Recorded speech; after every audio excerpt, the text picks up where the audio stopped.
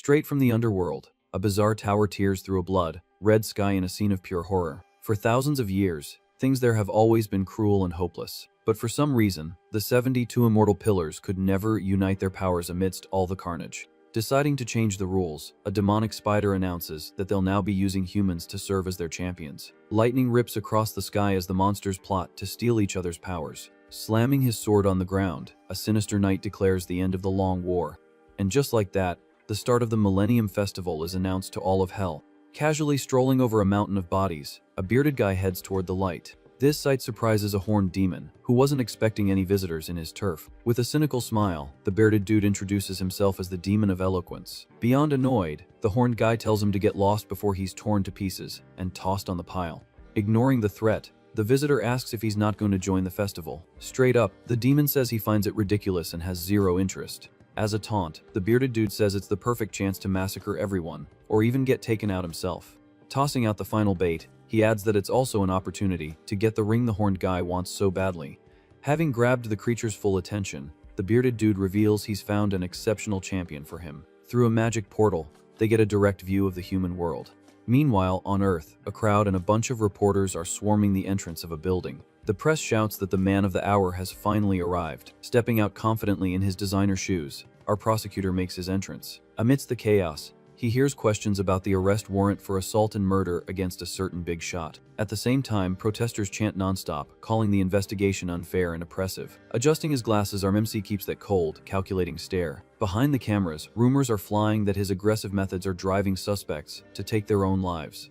Without showing a single emotion, he simply declares that he will faithfully carry out his duties. This stirs up even more outrage among the people, who are split between cursing him and supporting his actions. Suddenly, everyone's phones start buzzing like crazy. The screen reveals the bombshell news that the VIP suspect just committed suicide. This leaves all the reporters in shock at the bizarre turn of events in the case. Turning his back, our MC ignores the press as they scramble to be the first to break the story. In a low voice, a colleague comments that the people just wanted to get rid of the criminal without getting their own hands dirty. With a devilish grin in the dark, our prosecutor tells the deceased to have a nice run in hell. Finding the human's wickedness fascinating, the horned demon back in the underworld is loving the idea. To make things even better, the bearded dude adds that the prosecutor forged evidence to get his target taken out, and he finds that quite charming. As he's leaving, he says he's going to go pick up the newly departed and invites his partner to come along. Flashing a terrifying smile, the demon finally accepts the invitation. A short time later, the news reports a serious car accident around 9 p.m. The report shows that the fatality was none other than our relentless prosecutor, on his own daughter's birthday. Opening his eyes, our MC is immediately faced with the chaotic landscape of the underworld. Nearby, demons are torturing souls who are begging for it all to stop. The extreme heat makes the condemned burn alive in the middle of the fire. Watching crazed figures running around without eyes, our guy understands the desperation of the place, all under the watchful gaze of bizarre creatures who oversee the eternal suffering. Analyzing the giant tower in the distance, he realizes there's no denying his new reality. Outraged, he asks himself why the heck he ended up right in the middle of hell. With his fists clenched, rage begins to take over our guy.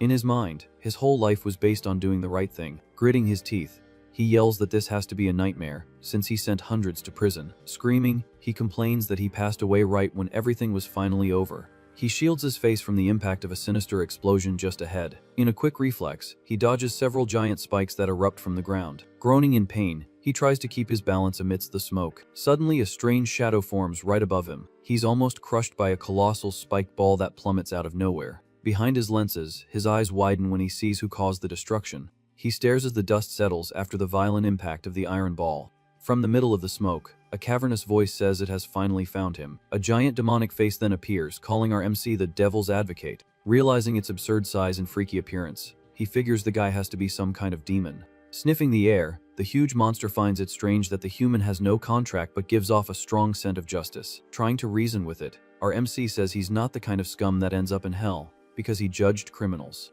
Finding this hilarious, the monster scoffs at a mortal thinking he understands what justice is. Full of pride, he introduces himself as the Earl of Justice, Andromalius. Cooking up a plan, our prosecutor thinks he got lucky and might be able to squeeze some information out of the big guy. Furious, the demon warns that he hates those who preach justice without even knowing what evil is. Totally confused, our MC doesn't understand the sudden mood swing. Opening a mouth full of bizarre teeth, the Earl threatens to tear the false champion to pieces. From the hellish skies, a dragon flies at high speed toward the brawl. sinking its fangs right into the giant's face. A sinister wolf calls him a hypocrite. Like a meteor, someone lands in the middle of the chaos, standing on top of the beast. In a mocking tone, the wolf asks if the giant was trying to steal the human they brought over. Hopping off his mount, the horned demon analyzes our MC, who's full of contradictions. Complaining about the stress, he says he hates dealing with rude people. Facing the giant, he lays it out straight, reminding him of the agreement between them.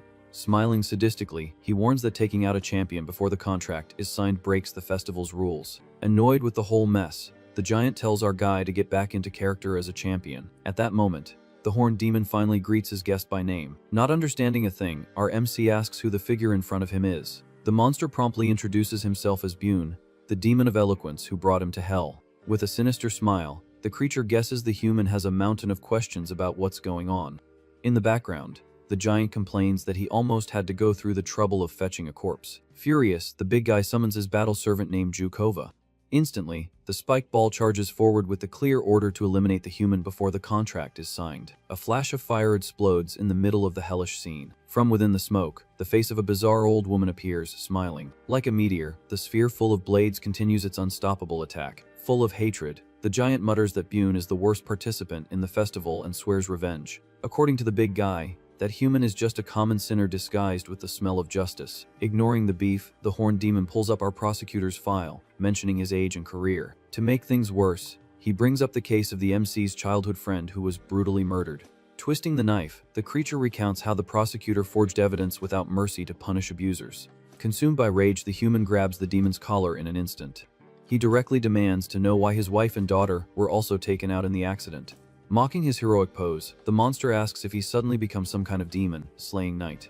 In a swift move, the horned fiend brushes the MC's hands away, as if they were nothing. Thrown backward, our guy hears that the demon of eloquence hates to be interrupted.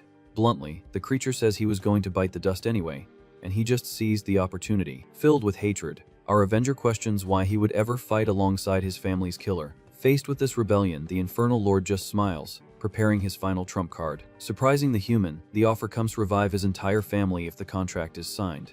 In complete shock, the guy gets up from the ground, asking if this is for real.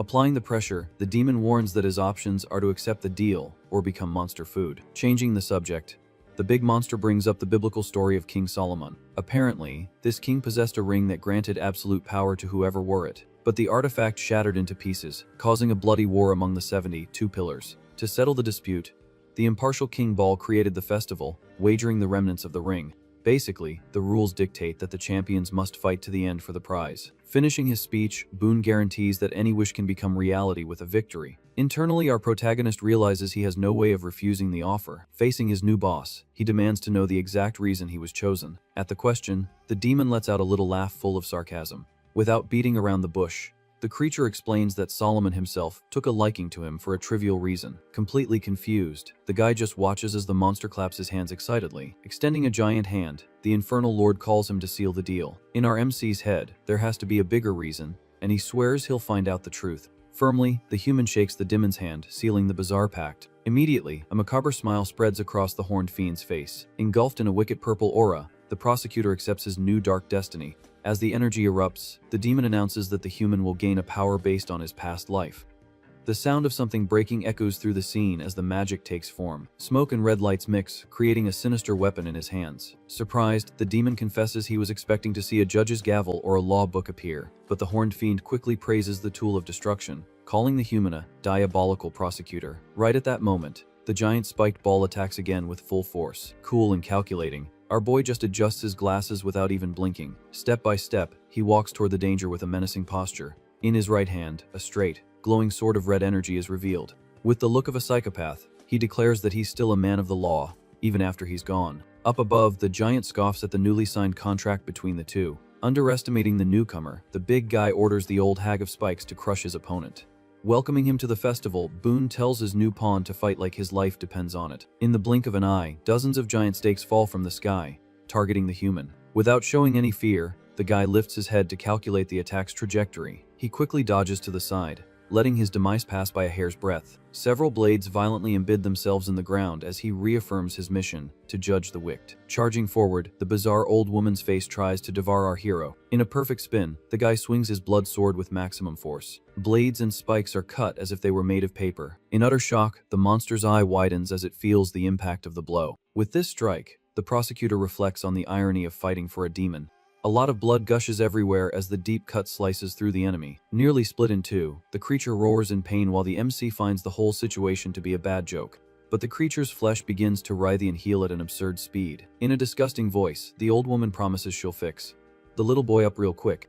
Clicking his tongue, our Avenger realizes this fight is going to be longer than he thought. With no rest, a new rain of attacks forces the human to block with his sword. During the defense, a spike manages to get through and cuts our protagonist its cheek. Sliding back, he creates distance while wiping the blood from his face.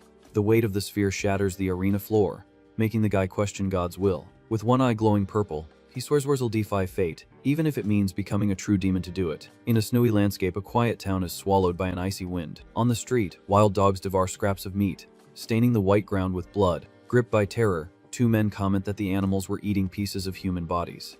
Worse yet, the rumor is that the bizarre killer is still on the loose, leaving no trace. Suddenly, a sharp scream of pain cuts through the neighborhood's silence. The macabre old woman reveals her true face as she attacks her victim, pretending to help. Furious, our MC screams the monster's name, shattering the bizarre illusion. Without hesitation, the guy points his weapon, remembering her past as a cruel serial killer during the Soviet era. With a crazed look, the witch mutters that she needs young hearts to cure her sick granddaughter. But our hero throws it in her face that she lives alone and is just a disgusting demon making excuses for her crimes. Angered by the truth, the beast raises an axe, demanding his heart by force. In a psychotic fit, she cracks a macabre smile, talking about baking meat cookies. Without mercy, the blade comes down with full force, splattering blood everywhere. Back in the hellish reality, our prosecutor furiously parries the blow with his magic sword. The impact of the clash violently pushes them both apart in the middle of the arena. Mockingly, the witch asks if he enjoyed the little trip through her mental world, but the guy stays cool, telling her to stop with the cheap victim act. Firm in his stance, the Avenger focuses solely on the target, ready to act. Laughing uncontrollably, the old woman points a modified gun, assuring him his heart will serve her well. Bursts of energy shoot toward the human with full force. Screaming, the monster demands he give up and hand over his life once and for all. Nimbly, our boy deflects the lethal shots by spinning his own red blade. Outraged, the witch lets out a bizarre scream of anger at being held back. Wasting no time, the guy charges like a rocket toward the danger. In milliseconds, he closes the distance, getting right in the old woman's face.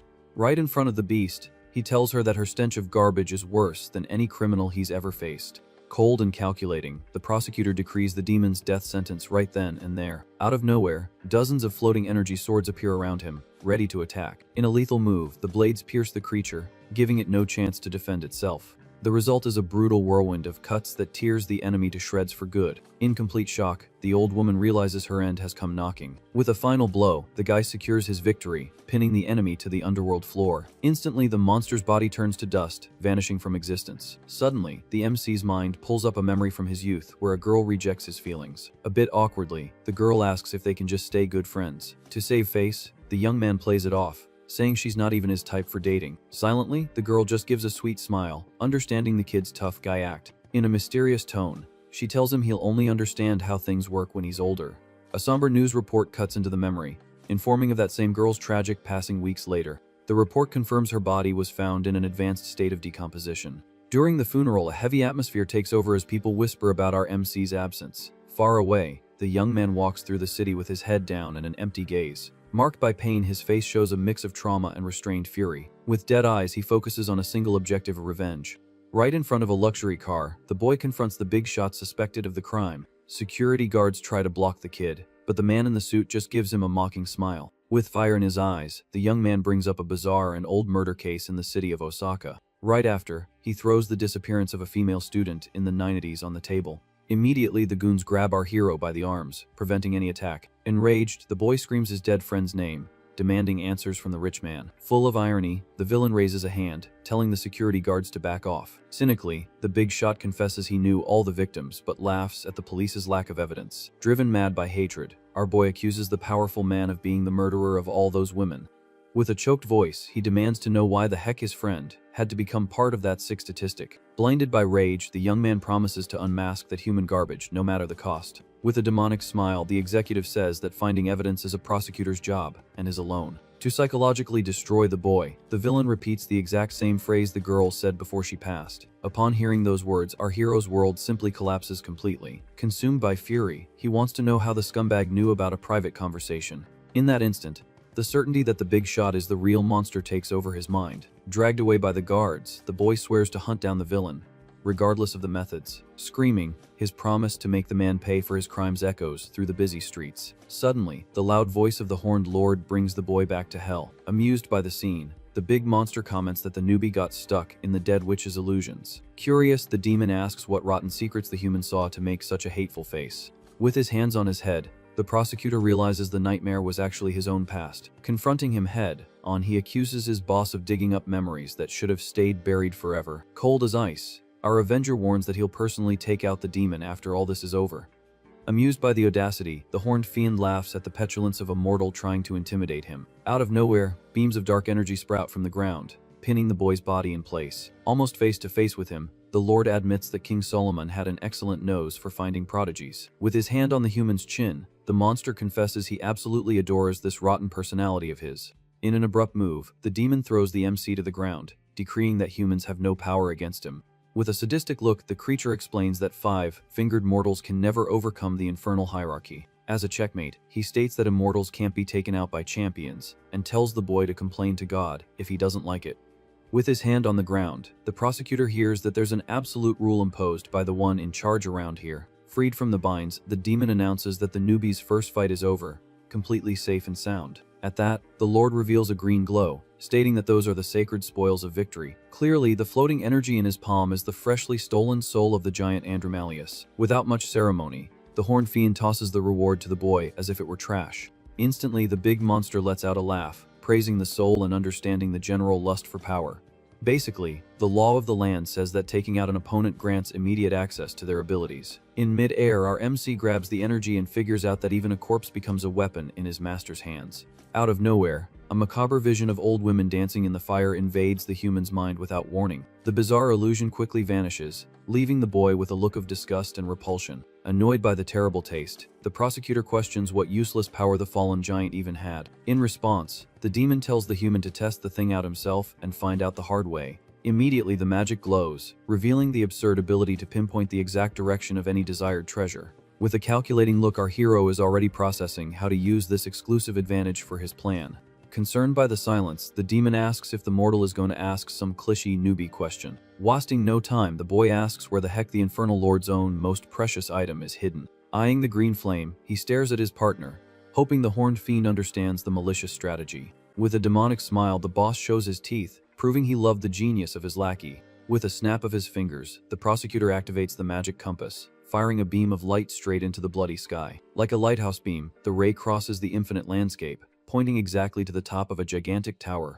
Ironically, the system informs him that the golden prize rests at the bottom of the stomach of the impartial king named Baal. Determined to move forward, our protagonist takes the first step toward the impenetrable fortress. Without his glasses, he abandons any trace of the peaceful prosecutor who once walked the earth. Right after adjusting the frames, the posture of a relentless avenger takes over his cold gaze. Satisfied with the boy's lethal attitude, the demon tells them to leave without looking back. Apparently, the doe's sole focus now is to march to the most well-guarded vault in the underworld. From the corner of his eye, the Lord confirms that the journey won't be an easy walk in the park. To the demon's surprise, the human announces halfway there that the legendary ring isn't his real goal. Getting the big guy's attention, he drops the bombshell that the true treasure is something completely different. Through pure logic, the boy deduces that the impartial king is hiding a massive piece of the artifact to attract the ants. Without mincing words, the prosecutor warns that his weak lord doesn't stand a chance against an absolute king. Since they'll have to fight other champions anyway, it's better to avoid taking on the big boss right away. Annoyed by the lack of respect, the horned fiend threatens the mortal's life if he continues to doubt his strength. Without backing down an inch, the boy demands a good reason for them to change the main mission's route. Giving in to the human's argument, the demon finally decides to spill the beans and tell the true ancient story. Cynically, the monster confesses he hid the full story on purpose, just to complicate things for his contractor. In a more serious tone, the Lord goes on a long spiel, telling the kid to pay close attention to the tale of Solomon. In his explanation, He mentions the chaotic times when the angels from the heavens waged a colossal war against the monsters of the abyss. It all revolved around absolute control over the human world and the very fabric of reality. Apparently, the Supreme King banished the 72 pillars back to their infernal prison, laying down the law. With this firm decision, the war cooled down, but the demon of eloquence never bowed down to the system.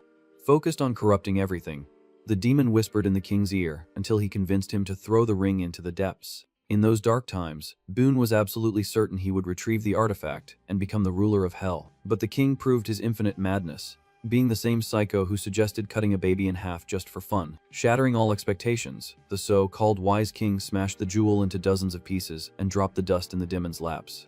To make matters worse, a warrior named Baal found the thickest and strongest base of the artifact. Because of this stroke of luck, the tyrant subjugated 40 lords in the blink of an eye and took the crown of the underworld. Spitefully, the silver-tongued demon makes up the excuse that his rival only defeated weak and talentless opponents.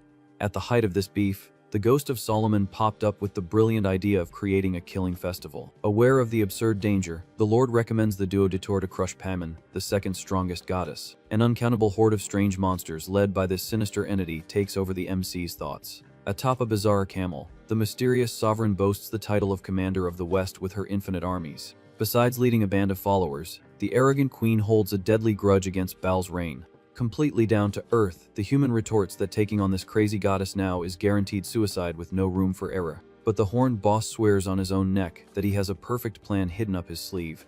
Against all imposed orders, our protagonist puts his foot down and decrees that they will march straight to the Supreme King's throne. Through sharp logic, the kid concludes that Boone himself caused this whole mess, letting the crown fall into the enemy's lap. Exposed to his face, the demon of eloquence's jaw locks with pure shock and shame at his own blunders. Consumed by a savage fury, the beast grabs the human's neck and lifts him into the air without mercy. Screaming with hatred, the Lord warns that he can crush the mortal's skull like a grape. Almost out of air, the boy doesn't let his guard down and flashes a devilish smile as the contract's seal flashes on his hand. With a mocking tone, he reminds the big monster that he's not a mere pawn, but his sacred champion. Immediately, the horn fiend lets out a roar of pain, tearing his throat as he realizes the trap of the vital link between them. Falling to his knees, the prosecutor supports himself in the dust, proving that any injury to him will be returned twofold to his master. With an expression of pure sadism, the boy decrees that from this day forward, the human is the one holding the reins. Seized by a disturbing surprise, the demon cracks a macabre smile, revealing dozens of sharp fangs. But another wave of purple energy punishes the creature's skull, forcing him to accept the leash without complaint. Defeated by his own magical rules, the Lord raises his arms and concedes leadership of the mission to the insolent mortal. With his red eye glowing, the demon drops the bombshell that the human will bear the weight of every consequence of that choice. With his back to his boss, the kid retorts that if the ship sinks, he's dragging the entire creature down to the bottom of the sea with him. During the tense walk through the Crimson Desert, the boy keeps his senses sharp, suspicious of the sudden silence. In absolute silence, he analyzes his partner's steps, trying to guess the next backstab. Step by step, the duo pierces the scorching hell, smoke without exchanging another drop of irony. Suddenly, the rocky ground explodes in a volcano of stones, forcing the prosecutor to do a backflip to escape his demise. From the crater, dozens of swords and severed arms spew toward our hero, who smiles, amused by the ambush. Surrounded by a horde of winged demons, our hero realizes the scale of the problem. Surprised by the ambush, the boy questions what the heck is going on. Without losing his composure, the Horned Lord says this is just a little gift from the Supreme King for those who dare to challenge him. Mockingly, the big monster asks if the kid thought the war would be over easily just by controlling the boss. Suddenly, a giant demonic wolf tries to bite the prosecutor's head off. Growling, the beast warns that this isn't a game and that passing on here is final. In a quick reflex, the boy dodges the lunge and retorts that he forgot that detail, since he's already gone. Furious, the creature guarantees they're going to the tower but demands the human fight as if his soul depends on it. Charging forward, the Hellhound swears the mortal will understand why he was warned to back off. Adjusting his glasses with a psycho smile, our MC loves the intimidation even before the fight begins. In a burst of speed, he charges forward, cutting through the wind toward the enemies. Firm in his charge, his hand grabs the neck of one of the flying monsters. With brute force, the Avenger smashes the creature's face right into the stone ground. Without letting up, the red sword tears through the chest of another demon trying to attack from behind. In the midst of the chaos, the lethal blade dispatches one monster after another without the slightest mercy. With a direct punch, the boy caves in the chest of another unsuspecting foe. Dark magic bowls in the human's arm as he shatters the air around him. Defeated, the creature's body dissolves into disgusting pieces of flesh. Eyes glowing with adrenaline, our hero spins his sword like a human meat grinder. A colossal slash of crimson energy wipes out dozens of enemies in a single blow. Standing amidst the corpses, the prosecutor finds the ease of victory almost disappointing. Full of rage, the wolf curses the kid for letting his guard down too early on the battlefield. Immediately, a giant brute appears from behind, raising a colossal war axe. Heavy as an anvil, the deadly blade descends, tearing through the air itself. Cool and calculating, our MC blocks the absurd impact without his legs even shaking. Despite the pressure of the blow, the Avenger just clicks his tongue and cracks a small, mocking smile. In a brutal reversal, the boy's hand grabs the horned giant's face without ceremony. With relish, he bursts the monster's head like a ripe watermelon, sending blood flying. Seeing the macabre scene, the demonic hound praises the kid's refined, sadistic style. Showing his arm full of stakes and bandages, the human tells his partner to shut his mouth for once. Purple energy covers the sword as the MC prepares his next devastating attack. Focused on his prey, he firms his stance to tear the beast in half without mercy. In a clean strike that rips through reality, the blade descends, separating the huge monster into two perfect halves. Genuinely impressed, the wolf comments that the suit and Thai guy fights much better than he writes lawsuits. Seriously, the canine demon warns that the party isn't over for them yet. Out of nowhere, more winged creatures sprout from the reddish sky, ready to devour the human. From the corner of his eye, the boy notices a strange movement on the arena's horizon. Far away, the scope of a sniper rifle locks directly onto the unsuspecting prosecutor's head. To make matters worse, the wolf agrees, saying someone always shows up to spoil a fair fight. On a floating rock appears Barbados, the hunter demon, with his long, ranged weapon in hand. Very close to the sniper, a woman's boot steps firmly on the back of a winged beast. In the scene, we see a stylish girl mounted on a colossal creature, watching the fight. Sadistically, the blonde girl spins her revolver as if she were filming a Western movie. Surprised by the appearance, our hero admits he didn't feel that crazy woman's presence approaching. With her weapon in hand, the girl praises the violent performance of the suit in the battlefield. Mockingly, she reveals herself as Bonnie Parker, a famous serial killer from the Great Depression era. Without missing a beat, the blonde fires at the boy from atop the flying monster. Along with the shot, she yells that a handsome man like him deserves the luxury of being taken out by her hands. High in the hellish sky, the villainous duo provides heavy escort for Baal's giant tower. Full of energy, the killer introduces herself, hopping around as if at a party with friends. Ironically, the prosecutor comments that meeting a crime legend in person is almost an honor. The criminal file of the killer couple who terrorized America in the 1920s flashes through his mind. In the old photos, the duo's sadistic expression perfectly matched the trail of blood they left behind.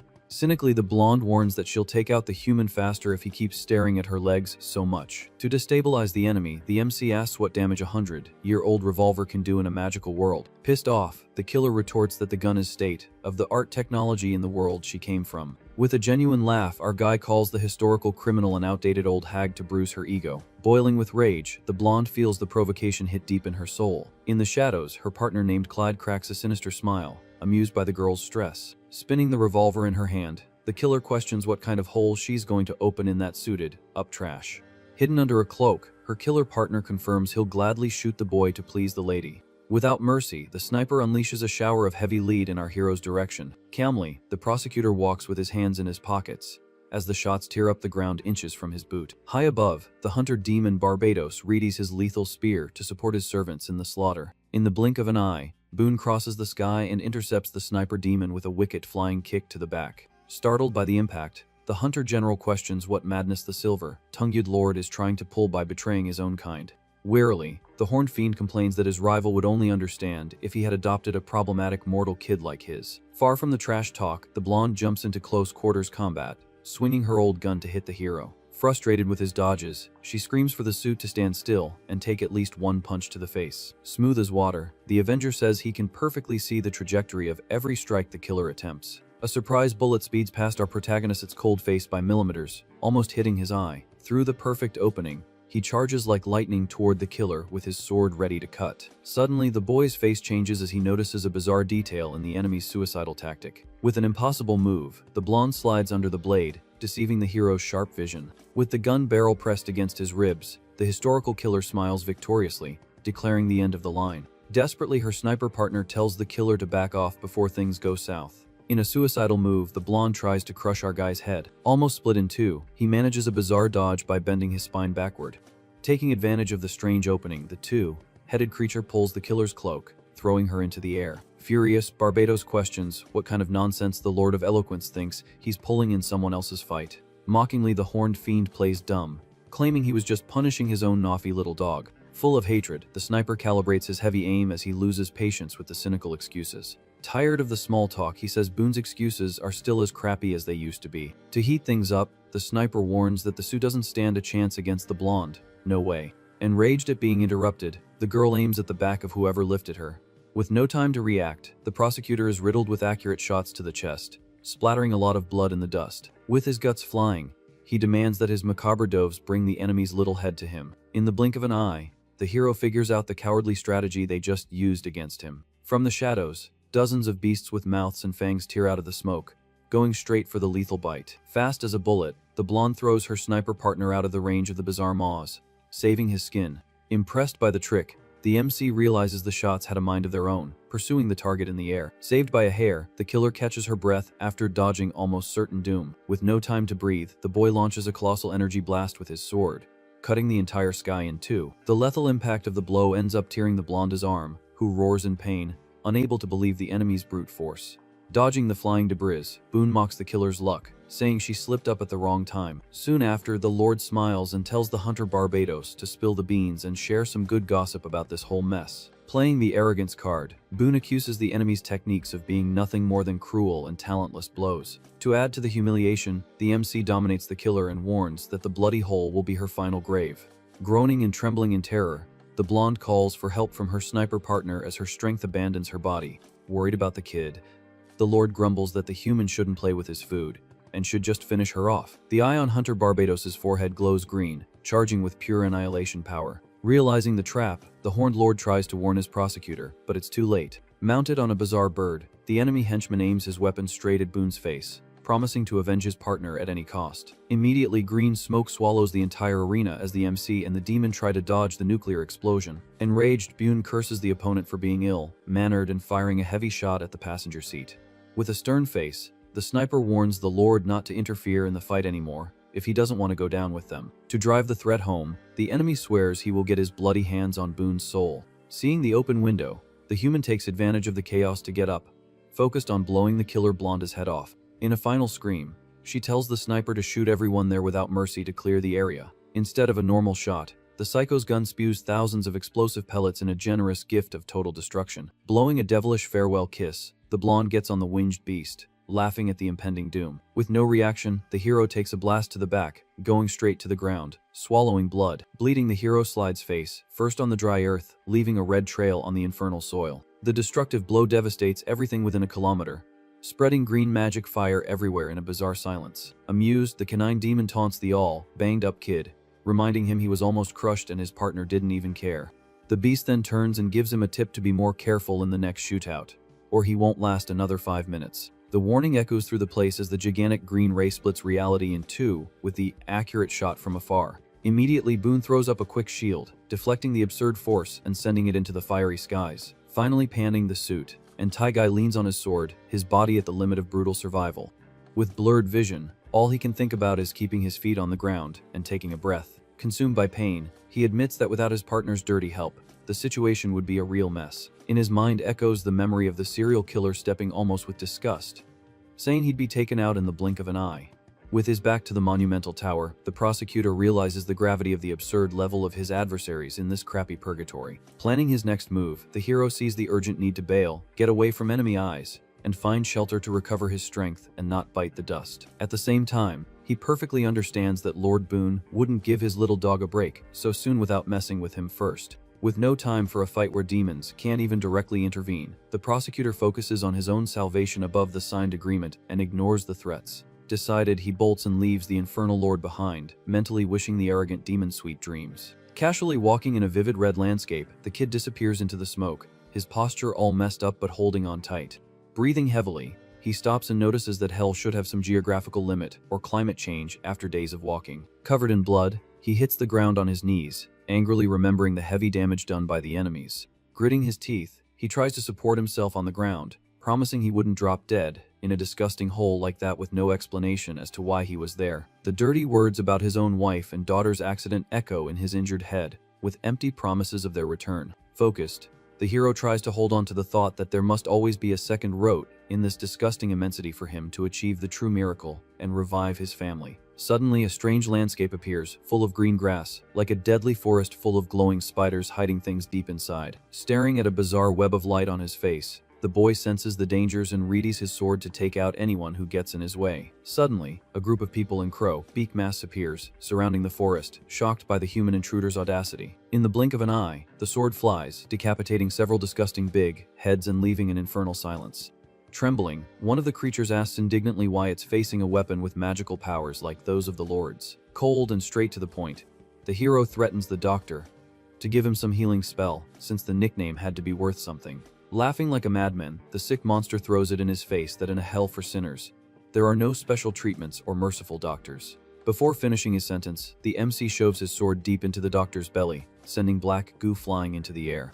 Full of himself, he tells the poor soul to keep quiet in his grave, since he didn't have the right answer he was looking for. Terrified, the other servants start whispering among themselves, thinking they'll all be minced by the crazy killer, and retreat into the shadows of the dense, dangerous woods. With a freezing gaze, the boy adjusts his glasses, focused purely on cleaning up the trash around him. Shortly after walking, he spots a trapped cart with the souls of sinners begging for salvation, squeezed together in a macabre pile of dry bones. Crying in panic, a poor soul from inside begs for asylum, pleading because the fear of the darkness terrifies him and asking for help for free.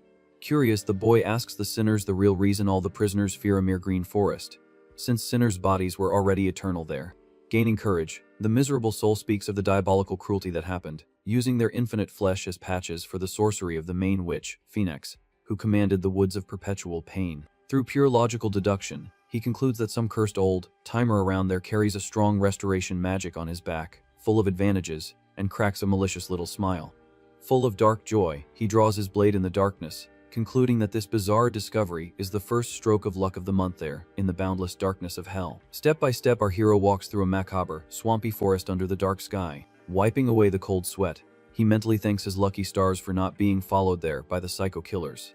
Dragging his feet, exhaustion hits hard as he leans against the root of a giant tree to keep from falling. At his body's absolute limit, the kid whispers that he just needs to close his eyes for a second. In that same moment, a dark voice from beyond calls him out on the stupidity of making noise in a monster's den. Boiling with rage, the leader of the cursed doctors warns that the outsider's chatter will get everyone there taken out. Glancing at the creature from the corner of his eye, the hero lets out a mocking smile, without backing down. In a tone heavy with fury, the chief orders his servants to quarter the talkative newbie without a trace. Suddenly, a shot cuts through the darkness, blowing the brains out of one of the masked figures out of nowhere. With an insane spin, Jukova herself tears through the scene with knives, dicing up the bizarre doctors in the dark. Screaming, the masked figure questions if the shooter has gone completely insane for using a firearm in the goddess's woods. Without mercy, a luminous bullet embeds itself in the monster's chest, ending the scolding right there. Completely exhausted, our MC leans against the tree bark, repeating that he just wants to take a sacred nap. In the shadows of the crawling woods, more henchmen with scythes and weapons emerge to ambush the duo. Stealthily, an entire legion of cursed doctors surrounds the hero from the left flank. Closing in, the creatures prepare to finish off the insolent human who broke the peace of the grove. Head on, the masked leader asks if the outsider is the crazy one who invaded the territory of the goddess Phoenix. Smiling, the doctor thanks them for the shots that worked like a perfect flare to find the prey in the darkness. Leaning against the tree, the hero sighs tiredly, murmuring about the irony of doctors carrying war axes. Ironically, he jokes that the oath to do no harm must have been left back in the world of the living. With hatred, the doctor points his weapon and sentences that his demise is the just payment for the noise in the sacred forest. Lowering his head, the Avenger repeats his disappointment in the swamp gang's lack of professional ethics. Quickly, he pushes off the tree, drawing his red sword with startling agility. Without losing momentum, he curses the band of wretched, cursed beings, ready for the massacre. The sword glows, splitting two monsters in half as the boy calls them all miserable insects. In a bloodbath, the forest turns into a meat grinder, sending pieces of sinner flying everywhere. Amused by the chaos, the MC comments that the killing festival itself seems like child's play compared to this carnage. Suddenly, a massive pillar of impact crashes down from the sky, crushing everything within a 10-meter radius. Trembling with terror, the trapped souls scream for help as divine destruction rains down on their heads. Amidst the dust, the remains of doctors and sinners form a bizarre pile of infernal garbage. Leaving only a red puddle, the brutal impact reduces half a dozen enemies to magic dust. Sliding with his sword, the boy retreats just fast enough to avoid being turned into pulp in the same attack. Panting, he adjusts his glasses and confesses that this close call was a bit too dangerous for his own taste. Dripping with irony, he tells the corpses to enjoy the great beyond. Suddenly, an overwhelming presence freezes the air, forcing the hero to whip around. Dragged along the ground, one of the masked figures focuses his gaze on the darkness, asking where the monster is going. In a grotesque scene, a gigantic fist sinks into the doctor's chest, lifting the poor guy into the air like a doll. With the speed of a lightning bolt, the brute rips the guy's head off in a clean twist. Screaming, the piled-up corpses cry for help, swearing vengeance against the relentless killer. Without a shred of pity, the giant smashes his hands into the mass of sinners, silencing their screams. Walking out of the shadows, a four-legged abomination steps in the blood with bulging eyes. The monster's bizarre chest rips open, revealing the macabre face hidden beneath its ribs. Absorbing the mortal remains, the beast swallows the victim's energy, chewing on their bones. In the creature's belly, dozens of souls cry, mixed in a pool of pure agony. Completely paralyzed, the hero watches the infernal feast with a look of pure disgust. Utterly sickened, he vents that watching the demon eat people alive turns his stomach. Focused on survival, his instinct screams that going face to face with another high-ranking officer will end in his demise. From the skies above, another brutal impact descends like a meteor, smashing the absorbing abomination to pieces. Amidst the bloody steam, a colossal chess piece lies fallen, like the murder weapon. On top of the smashed carcass, a shirtless giant flexes his muscles, putting his weight on his boot. Surprised by the strength, the boy tries to process how a creature of that size was obliterated in a single blow. With a crazy smile, the muscle-bound warrior announces that he's finally found his runaway target. The giant pawn piece serves as a prop while the monster celebrates the successful hunt. Floating in the dark, a mysterious entity in a white mask descends, demanding piece number 64 for its game. Not believing his own bad luck, the prosecutor concludes that running into the forest was the biggest mistake of all, and he's run head on into another boss. Snapping its fingers, the cloaked creature reports that it followed the full stench of Lord Bune straight to the forest. Hovering over its prey, the masked figure says it expected to find the Lord of Eloquence, but only found his lost little puppy. Pondering, the monster deduces that Boone would never leave his own contractor alone in an open hunting ground. In a surprise explosion, the MC attacks with everything he has, trying to take the target's head off with his energized sword. Immediately, the muscle-bound warrior intercepts the blow, throwing an absurd pink ray and blocking the lethal cut. With lethal coldness, the big demon reprimands the suited boy's suicidal haste. Disappointed, the masked entity says that attacking the invincible pawn with that little sword will accomplish nothing. Urging for permission, the muscle-bound warrior pleads for his lord Fornus to let him grind the punk's bones real quick. Hearing the forbidden name, our hero recognizes the demonic lord instantly, and a chill runs down his spine. Mocking their troubled relationship, the cloaked demon says that Boone treats his partner so badly, it's no wonder the boy wants to run away. Looking like an intellectual, Fornus deduces that the prosecutor was trying to cover up his fear by pretending to be a submissive henchman. From his furious expression, our MC realizes the enemy is easily falling for his own delusions of grandeur. The big muscle-bound warrior loses his patience, asking if the beatdown is cleared to start, so they don't waste any more time. Authorizing the massacre, the bizarre entity agrees that slicing up the scaredy cat is the perfect offering before Bune arrives. Curious, the masked lord recalls the human's file, mentioning the exact prosecutors of justice who arrested him in the past. Facing the beast's fury, the hero tries to focus on the empty eyes of the muscular giant. With his weapon looking like a luminous ray, the brute swings the giant pawn with enough weight to crack the planet. In the brutal collision, the prosecutor feels the absurd impact, noticing a crack appearing on his magic blade. Screaming with pure hatred, the muscle-bound warrior tells the hero to perish over and over, sending dust flying everywhere. With his vision shaking, the boy understands that in a direct clash, he'll be turned into ground meat, but trusts there must be a card up his sleeve. With blood in his eyes, the muscle-bound warrior raises the giant pawn, promising to crush the human right there. Casting a clinical gaze, the MC calls the giant's method barbaric and stupid while adjusting his glasses. Feeling offended, Fornus vents that he is a noble intellectual and despises those who use brute force. Laughing out loud, the brute finds his boss's excuse for not getting his hands dirty pathetic. Instantly, the big monster's smile dies as he realizes the boy wasn't paying attention to the threat. With no time to think, the brute charges like a tractor, knocking down trees and breaking everything. Maintaining his pose, the masked one tells the prosecutor to shut up and stop philosophizing about violence. Firm on the ground, the Avenger retorts that using force without brains is the ultimate proof of stupidity. Face to face with the monster, the MC questions if the giant has ever taken a life, besides breaking rocks. Curious, the big monster puffs out his chest, waiting for the brat to explain himself better before becoming pulp.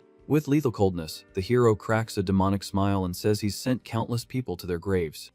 Through his memories, we see windows shattering and people plummeting to the great beyond under his judicial orders. Immediately, the memory of a big shot falling from a building the day before his own demise flashes on screen.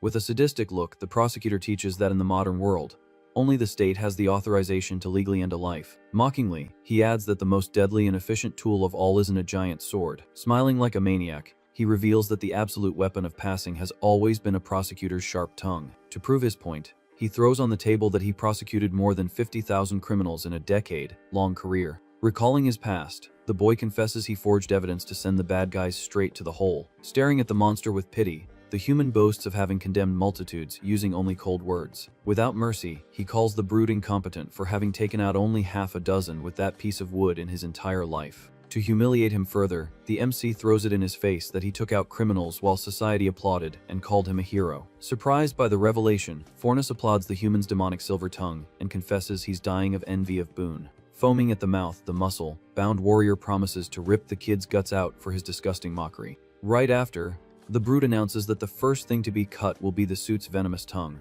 In a burst of energy, the MC vanishes into the shadows, disappearing from the furious enemy's sight. Activating full-on war mode, the giant's body transforms into a living, bizarre chessboard. Confused by the change, the Avenger takes a few steps back, analyzing the new stone armor that covered the monster. Full of himself, the brute throws himself forward, telling the prosecutor to shut his mouth by force. Desperate, Lord Fornus tells his lackey to stop his blind charge through the woods. Suddenly, a band of pale arms sprouts from the trees, grabbing the big monster in mid-air. Flying to the side, the hero escapes the blow as the ambush catches the brute head-on. With a sly smile, the prosecutor thanks the trapped souls for waking up at the exact moment of the attack. Fast as a lightning bolt, he takes advantage of the chaos of the hands, pulling the giant to disappear among the foliage again. In agony, the monster tries to rip off the body stuck to him, blaming Lord Boone for this mess. Urging for help, the muscle-bound warrior screams that the damned prosecutor can't escape in such a cowardly way. With brutal force, he smashes all the ghosts on the ground at once, raising dust. Furious, the masked entity curses its own lackey for being stupid enough to fall for the distraction. Tearing through the wind, a bizarre scythe cuts through the darkness of the woods, hunting for any trace of the human. Mad with rage, the big monster promises to hunt down and grind the crappy prosecutor until only dust remains. Hidden behind a rotten log, our protagonist breathes heavily, trying not to make a sound. Swallowing his pride, he laments being crouched in the mud, running from a brainless brute. Assessing the situation, he checks the crack on his own sword, understanding he can't go head-to-head with the aberration. Concluding certain defeat, he accepts that the only way out is to hold on, hidden, until an opening appears. Far away, on the outer edge of the forest, the killer blonde and the canine demon continue their pursuit. Calmly, the girl confirms she's found the head out of the forest doctor who fixes severed arms. From the sidelines in the shadows, another masked killer cheers for the arrival of the rescue team. Immediately, the sniper informs the hunter demon Barbados that the killer has finally landed at the healing den. Inside the woods, the muscle-bound warrior kicks the trees, screaming for the cowardly human to show up and fight like a man. Desperate, the creature punches the ground, asking which way the suit and tie guy ran off to in the darkness. Tired of playing hide and seek, the monster prepares a seismic attack to destroy the entire forest. In desperation, the hero throws himself to the side, trying to escape the lethal detonation zone. Finding the giant's stupidity fascinating, the MC grumbles that the guy is a complete idiot. Right at that moment, a bizarre white mask appears upside down, stuck to the hidden prosecutor's face. Covering the boy's mouth, the entity warns him not to use magic or summon monsters if he wants to live. Getting the message, the human agrees and demands to know what the masked lord wants with him. Straight to the point, Fornus confesses that the kid's intelligence has completely won him over. Laying it on thick, the entity praises the human's mental runaround that bought precious time before the muscle-bound warrior attacked. Pointing at the brute, the masked one mocks his own henchman, saying his brain is pure useless muscle. In his cold analysis, the lord warns that the giant will end up getting taken out by running headfirst into things, like a blind bull if left alone. Pessimistically, the creature states that with a lackey like that, winning the Millennium Festival is an impossible dream. Proposing a wicked deal, Fornus suggests trading his pieces of the ring for the prosecutor's free pass. Surprised by the audacity, the boy doubts such a betrayal is even allowed by the rules. Explaining the loophole, the mask says the transaction is exclusively between demon lords, without involving champions. Basically, the plan is to temporarily knock out the human until Boone arrives to close the bargain. Without letting his guard down, the hero demands a good reason to trust a guy who just betrayed his own servant. Understanding the distrust, Fornus decides to offer a gift of good faith right there in the darkness. Recounting the giant's past, the entity says the monster took a blow to the head and fried his frontal lobe when he was human. Due to the brain damage, the brute's side was left completely unprotected, without any chessboard armor. With the enemy's weakness in hand, the masked lord asks if the human has finally bought into the plan. To seal the deal, the entity swears on its life that demons never tell lies, Apparently, this infernal cosmic law is absolute and impossible for any lord to break. With a suspicious smile, the MC extends his hand, accepting the evil deal on the spot. In that very second, the giant white Jukova flies from his sword, straight into the eye of the traitorous masked figure. Standing up, the hero scoffs at the demon's innocence for thinking humans would be easy to fool. With blood in his eyes, the boy aims directly for the muscle-bound giant's weak side, ready for the final kill. With a glow of power, the muscle-bound warrior activates his supreme Mad King form. After the complete transformation, the giant's true strength finally awakens. Eager for someone else's misfortune, the masked figure smiles, waiting to see the panic on his opponent's face. In the entity's hand, the red artifact pulses, ready to trigger the trap. In a quick somersault, our hero narrowly escapes the brute's crushing punch. In complete shock, the cloaked creature realizes the plan has gone down the drain. Blinded by uncontrollable fury, the huge monster starts attacking anything that breathes in front of him. As he drives his blade in, the Avenger reveals that he never fell for the flimsy lie of switching masters. With his sword at the liar's neck, the boy scoffs that even a rookie detective would have seen through the ploy. Without letting go of his prey, he dominates the situation, showing who really calls the shots. Immediately, the sword comes down, tearing through the flesh of the Lord of Discord with an ironic farewell. Suddenly, the muscle-bound warrior grabs the suit's leg, interrupting the lethal finishing move. Thrown like a rag doll, the human flies far away after a furious curse. Roaring in pain and hatred, the muscular beast completely loses control. All banged up, our boy can barely stand as he grumbles about the savagery. With his eyes on his weapon, he notices in shock that the magic blade has actually broken. Fascinated by his resilience, the monster decrees that the target will be the final piece on his bizarre chessboard. Drooling with rage, the giant swears to turn the kid into an offering for his king. In the blink of an eye, the aberration enters the second phase of madness, activating absurd abilities. Like an uncontrolled meteor, the brute leaps onto his prey, ready for the crush. With colossal force, the blow sinks into the ground, raising a deadly cloud of dust. With nowhere to run, the prosecutor realizes that dodging is no longer an option. Suddenly, a silhouette crosses the air, blocking the fatal attack at the last millisecond. Gaping, the traitorous lord doesn't understand who dared to interrupt the perfect execution. Emerging from the smoke, Boone appears, saving his contractor's skin right in the nick of time. Full of irony, the Horned Fiend tells them to continue the fight, as if he wasn't even there. Desperate, the White Mask screams, demanding an explanation for the sudden invasion. With a bored look, the big boss says he hates a disobedient partner who, on top of that, breaks his sword. Without mincing words, he humiliates his rival, calling him a useless, uncreative bureaucrat. Outraged, the entity complains that the human only offered his own life in the contract, thinking it was all a scam. Intrigued by the pack's logic, the creature doesn't understand how the kid didn't sacrifice anything valuable. Laughing at the situation, the Lord ignores the trash talk and suggests slicing up the enemy at once. In a total panic, the traitor goes into a tailspin, cooking up 1,000 conspiracy theories in his head. Straight from his memories, the scene flashes back over a century, showing the demon in the midst of a bloodbath. In the middle of the carnage, a sprawled body paints the floor a vivid red. Reflecting on the danger, the mask deduces that it's impossible for the big boss to accept his demise for free. To break the tense silence, our guy calls his boss over for a serious talk. Eye to eye with the monster, he reminds him of the rule, where the passing of one takes the other down with him. Mockingly, the Horned Fiend strokes the suit's head, asking if he's lost the will to live. Gritting his teeth, the MC tells the demon to stop messing around and teach him the plan for victory already. As the final bait, the demon demands the human's daughter's soul in exchange for the absolute power to crush everyone. Silently, the Avenger freezes at the sick proposal to sacrifice his own family. Immediately, the sweet memory of his little girl running into his arms floods his mind. In a nostalgic moment, the doting father hugs the child who had waited up for him, missing him. Amidst vows of sincere love, the pure relationship between the two becomes evident. With a heavy heart, the image of his little girl fades, leaving only the harsh reality of the underworld. Filled with blind fury, the hero curses his boss, confirming that his reputation as a cheater was real. Enjoying the rebellion, a macabre smile forms on the manipulative demon's face. Grabbing the Horned Fiend by the collar, the boy forcefully concludes that the creature can't actually read minds.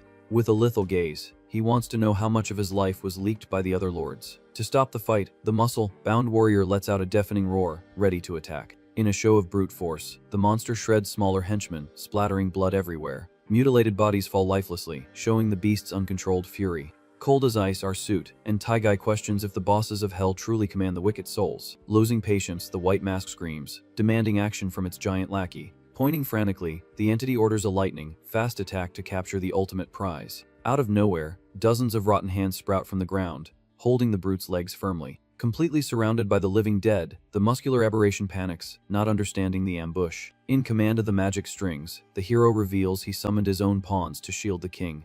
Straining to break free, the giant grumbles that a pile of rotten meat won't stop his strength. Through the dry branches, a mysterious figure leaps toward the chaos. In the air, the bloody Queen Mary I appears, swinging swords ready for a massacre. In a perfect move, the royal blade cuts the monster's face, splattering thick goo. Even bleeding, the beast cracks a sadistic smile, enjoying the adrenaline of the new combat. With an absurd flex, the brute shatters the chains of the undead with a crack of bones. Like a ghost, the swordswoman attacks from all angles in an incredible deadly ballet. After a sequence of blows, she lands unscathed, ready for the next charge. Trembling with fear, the masked entity can't believe its face. To face with the legendary killer monarch. Confirming the suspicion, another suited lord pops up in the shadows, admiring the historical figure. Full of poise, the rich man comments on the woman's reign of terror 500 years ago. Annoyed at being ignored, the horned fiend demands attention from the newly arrived demon in the area. Mockingly, the new invader introduces himself as the Lord of Kindness, gossiping directly with the traitor. Pissed off, Boone curses his turncoat colleagues as rotten, disloyal souls. Paying no attention to the boss's drama, the human focuses entirely on coordinating his zombie troop.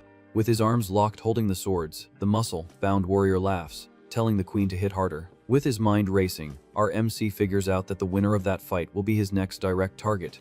The obvious conclusion hits him hard, and he decides he needs to eliminate one of the two as soon as possible. Nearby, the giant brute takes a brutal hit right to the face. Cold and calculating, the prosecutor analyzes the scene, waiting for the exact moment to act. In that instant, a perfect opening appears as the big guy focuses all his fury on the white-haired girl. Mad with rage, the monster swings his colossal weapon with the intention of crushing the enemy. Without mercy, the violent impact creates a bizarre shockwave on the battlefield. Blinded by hatred, the giant curses his adversary, showing all his uncontrollable fury.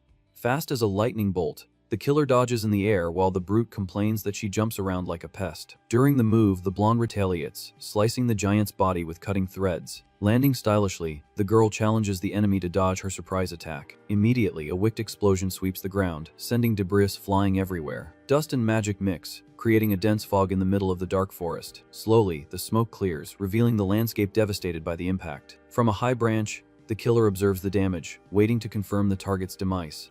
Letting out a macabre laugh, the giant scoffs, asking if the girl thought he'd be turned into ground meat. Firm on the ground, the huge monster promises to hunt down and crush the enemy without the slightest mercy. Suddenly, our hero appears from behind and drives his red sword straight into the brute's back. In that millisecond, the prosecutor remembers the strange sensation from when his blade broke like a bone. Using his instinct, he realizes the magic weapon works exactly like an extension of his own body. With a violent pull, the boy uses threads of magic blood to connect the pieces of the sword inside the enemy. Red threads tear through the monster's flesh in a devastating surprise attack. Satisfied with the blow, the Avenger confirms that the blade and blood vessels connected perfectly. With a brutal crash, a huge piece of the giant's chest is ripped out. Spitting dark blood, the brute can barely understand what just hit him. Far away, the masked entity enters a total panic, questioning if what he's seeing is even real. Desperate, Lord Forna screams Bune's name, begging for help. With a cynical smile, the horned fiend appears calmly, adjusting his glasses. Full of mockery, Boone tells his rival to stop clinging to life and peacefully accept the end. Trembling with terror, the traitor's mask gets stained with blood as despair takes over. From the corner of his eye, another suited demon comments if the old masked man has lost his touch. In tears, Fornas declares that he would have followed Boone to the end if he had become the king of hell. In a bizarre agony, the traitor's body begins to freeze, turning into magic glass. Shattering into 1,000 pieces, the entity turns to dust while asking the reason for such cruelty.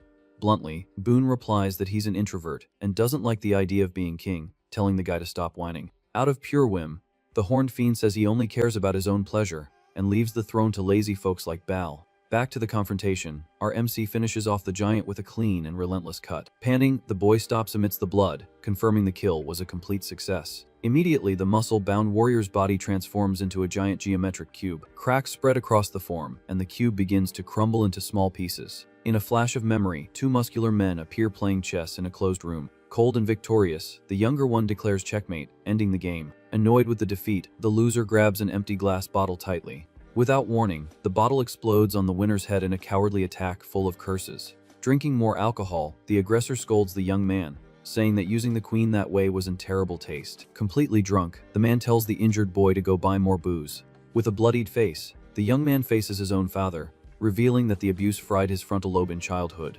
In a fit of violence, the son ends the aggressor's life, marking the first of 17 victims in his criminal life. Straight from hell, the boy recalls his hatred for criminals who make flimsy excuses instead of taking the blame. Relentless, the prosecutor says he hates sob stories and couldn't care less about the monster's sad past. Screaming, the giant's soul is annihilated, vanishing from the underworld for good. With his body exhausted, our hero absorbs the dark energy of the fallen enemy.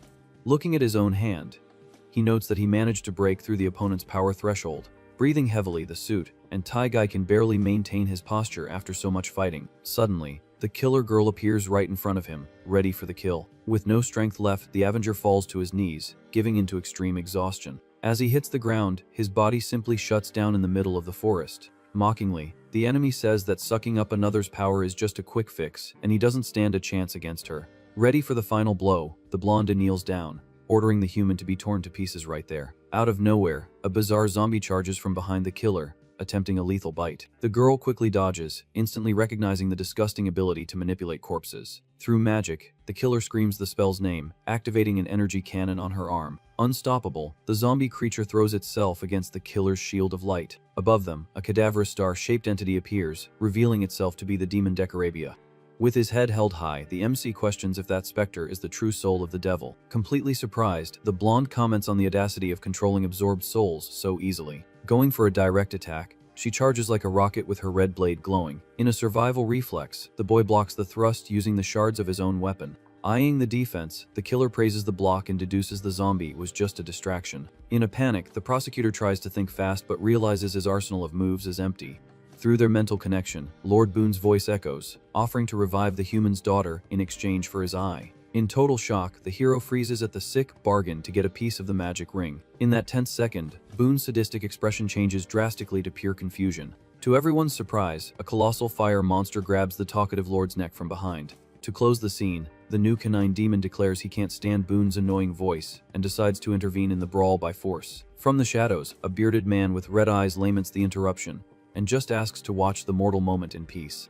With a sadistic smile, the canine demon snaps his fingers and says he's tired of babysitting an old man. Suddenly, a desperate scream echoes through the forest as the ghost girl calls for her beloved Clyde. Completely confused, the hooded blonde doesn't understand the reason for so much cruelty. Full of jealousy, she screams, demanding to know why he's on a date with another woman when she's right there. Between tears of pure rage, the specter insists on asking the reason for that betrayal. Consumed by madness, she repeats her outburst, demanding loyalty from her missing partner. Bluntly, our MC throws it in her face that the guy is trash and the situation has nothing to do with a romantic date. Seized by hatred, the ghost green eyes light up as she mutters that all men are the same and no good. With two guns drawn out of nowhere, the crazy woman threatens to destroy everything if the betrayal is true. Without a second thought, the killer fires a lethal blast, sending the traitor to hell.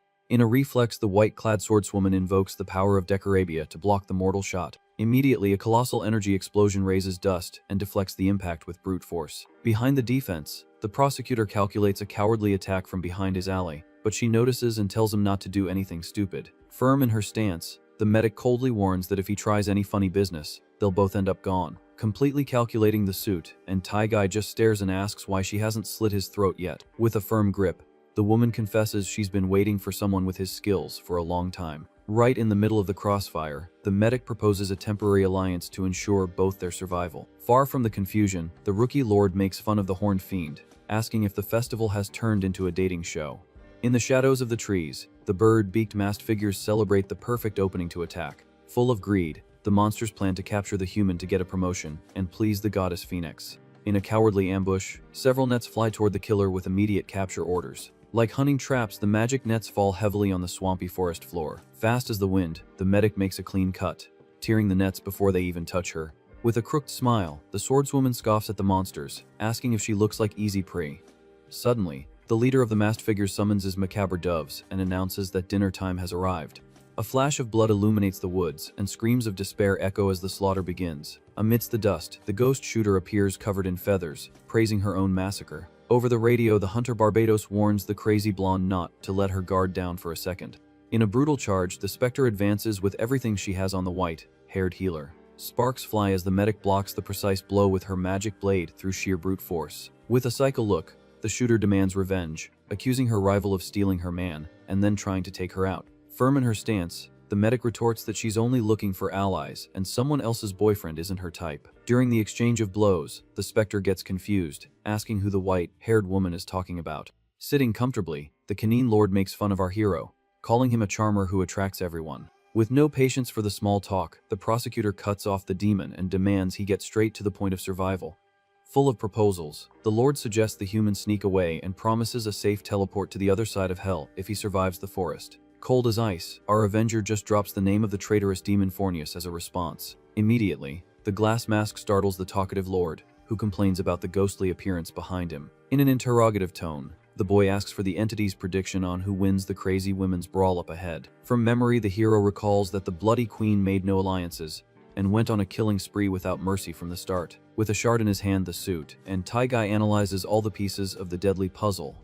Without a shred of doubt, he reaches the obvious conclusion of what he must do to turn the tables in his favor. Back to the shootout, the blonde deforms the darkness, firing a shower of bullets at her adversary. In a perfect spin, the medic swordswoman deflects the projectiles, creating a shield of sparks in the middle of the arena. Out of nowhere, bizarre white bird-like arms stretch out to ambush the healer. Like living spears, the mutant wings try to pierce the woman, who dodges by a millimeter. Suddenly, the fire brute explodes onto the scene, delivering a devastating punch to the enemy wings. Covered in volcanic flames, the huge monster displays his raw power, ready to set the whole forest on fire. Immediately, a wicked pillar of fire tears through the sky, illuminating the infernal darkness with pure destructive heat. Attentive to the scene, the medic finds it strange to have dealt with 2 attacks when she felt 3 dangerous presences nearby. Looking over her shoulder, she realizes the crazy shooter bailed in the middle of the confusion. Mounted on a bizarre bird, the killer flees through the air, promising bitter revenge against her rival. On the ground, her hunter partner seethes with hatred over the cowardly escape and swears to annihilate the white-haired woman. With the bolt pulled back, the sniper calibrates his aim to finish the job from afar. Full of resentment, the guy blames the medic for stealing the only person who mattered to him in the underworld. With his lens glued to the beast's eye, the killer whispers promises of demise as he seeks the target's head. Fast as a shadow, our MC advances stealthily and appears right behind the distracted sniper. Focused on the kill, the prosecutor murmurs that the perfect opportunity fell right into his lap, and he can't waste it. Right at the enemy's nape, the Avenger readies his blood blade, sealing the pre's fate without warning. Through the gun's lens, the healer appears in perfect aim, oblivious to the danger coming from afar. Before pulling the trigger, a sweet and sinister voice calls the sniper "sweetheart," breaking his concentration. Out of nowhere, a guy in a suit hugs the monster from behind, faking nostalgia for his old crime partner. With a psycho laugh, the young man celebrates the reunion with the famous Clyde Barrow at the bottom of hell.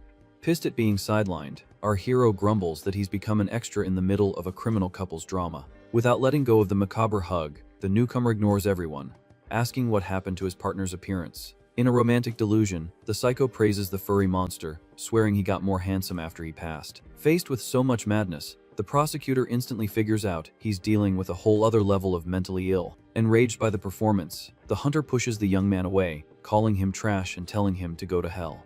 Full of disgust, the hooded creature guarantees he doesn't know that crazy guy and never had anything to do with him in his past life. In a total fit of rejection, the killer repeats the classic speech that all men are the same and cruel. With his head down and heavy steps, the psycho turns his back and walks away, offended by the sniper's blunt response. Finally taking a deep breath, the furry monster thinks he's gotten rid of the complete lunatic and relaxes his combat stance. Without missing the timing, our prosecutor shoves his blood blade into the fake boyfriend's back, breaking his bones at once. After the lethal blow, the psycho turns his face, his eyes glowing pure blue, and blames the aggressor for ruining his sweetheart's personality. With his back torn by the sword, the killer doesn't understand who dared to corrupt his beloved's personality so much. Immediately, the fake boyfriend's eyes glow blue as he holds the bloodied weapon. Taking a step back, the prosecutor hears the wounded henchman ask if the specter got a new boyfriend. Holding a magic bow, the suited psycho smiles, taunting his enemies without mercy.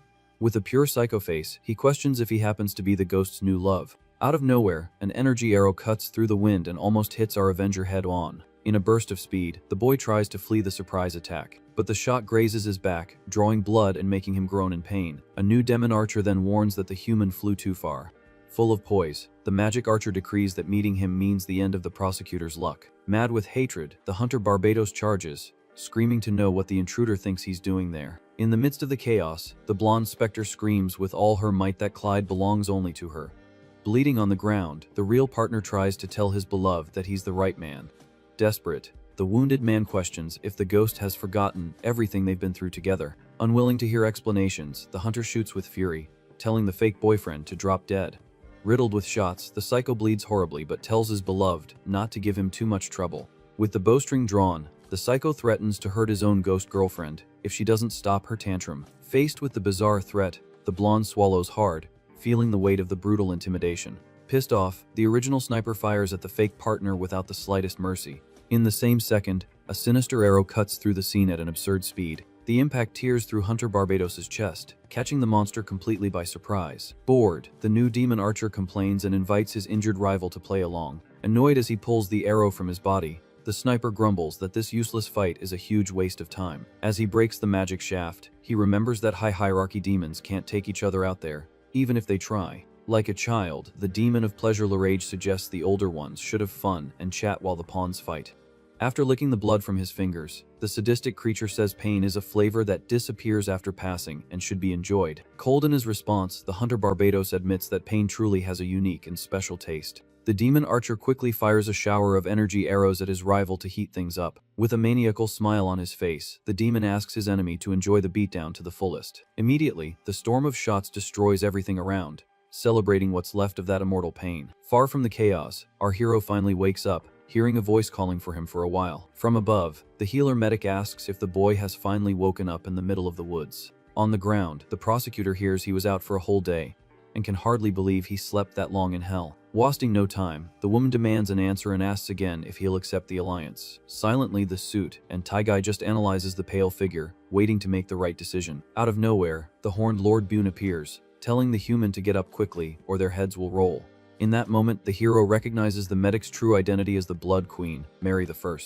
From historical memory, he remembers that the monarch burned more than 300 people alive at the stake for pure heresy. Famous in history books, the cruel woman earned the macabre nickname, Bloody Mary. Curious, the prosecutor questions the exact reason she chose him, of all people, to form a team.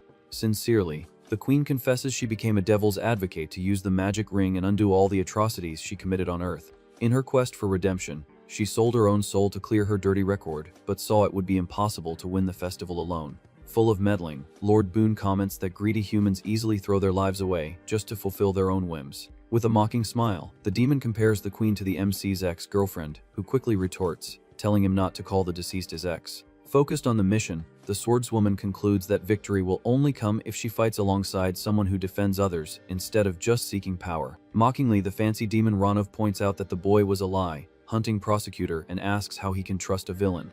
Firm in her words, the queen agrees that the smelly Boone finally said something useful in his life. With a small bird in his hand, the suited Ranov confesses that even he feels a mortal hatred for the silver-tongued one. Full of smooth talk, the demon warns that traveling with a talkative cheater has only one final destination: certain doom. Bothered by the truth, the horned fiend grumbles about having to agree with that second-rate, hypocritical lord.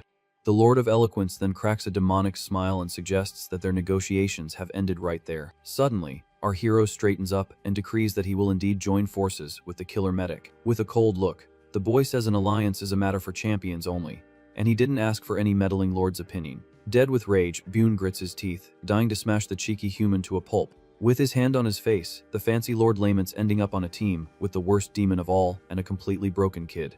Ignoring the drama, the prosecutor starts walking, telling the group to pick up the pace to get out of there. Eyeing her own arm, the queen says her wounds will heal on their own with a little rest. But the boy falls to his knees, feeling the fatal wound, and deduces he needs the goddess Phoenix's power, or to take out another champion to avoid collapsing for good. Laughing at the misfortune, Boss Boone asks how the children plan to reach the goddess's castle in that deplorable state. Laughing, the monster remembers the forest is packed low-class henchmen, warning that the path is pure suicide. Pessimistically, the Lord tells the human to come up with a good plan, assuring him he'd rather knock the boy out and carry him on his back than let him become dinner. Warning him up front, the queen adds that neither she nor the gossipy demon will fight in the prosecutor's place if things go south. Suddenly, an old man screams for help cut through the forest fog, startling everyone. Desperate, the man runs from an armed monster, asking the group to hold on and wait for him. Kneeling in front of the team, the old guy begs for protection and asks to join the group, claiming to have overheard their conversation. Silently, the MC and the healer just stare at the coward, trying to figure out what kind of scam this is. With his eyes glowing purple, our hero recognizes the old man's face instantly. In his mind, the file of Taigakaku appears, the false Japanese mesa who created a millionaire cult and deceived thousands of followers. Drooling, the false prophet says the prosecutor's name and confesses he always wanted to meet the hero of justice in person. With a cynical smile on his face, the conman tries to act friendly to gain the team's blind trust. In a provocative tone, the false mesa questions how such an upright and incorruptible man ended up in hell.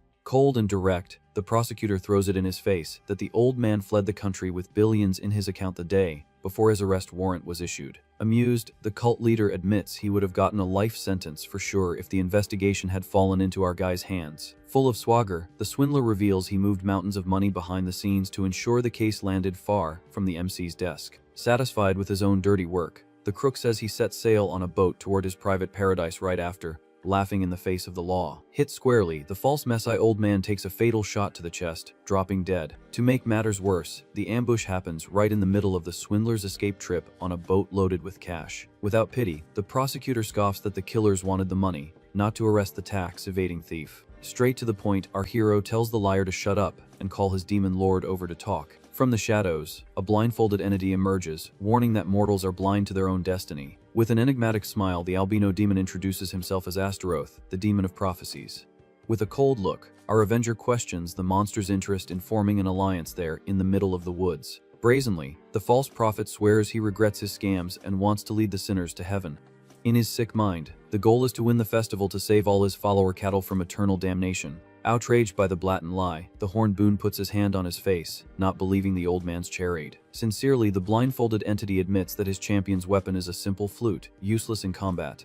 Because of this weakness, the Lord states that his human needs to stick with the strongest to survive.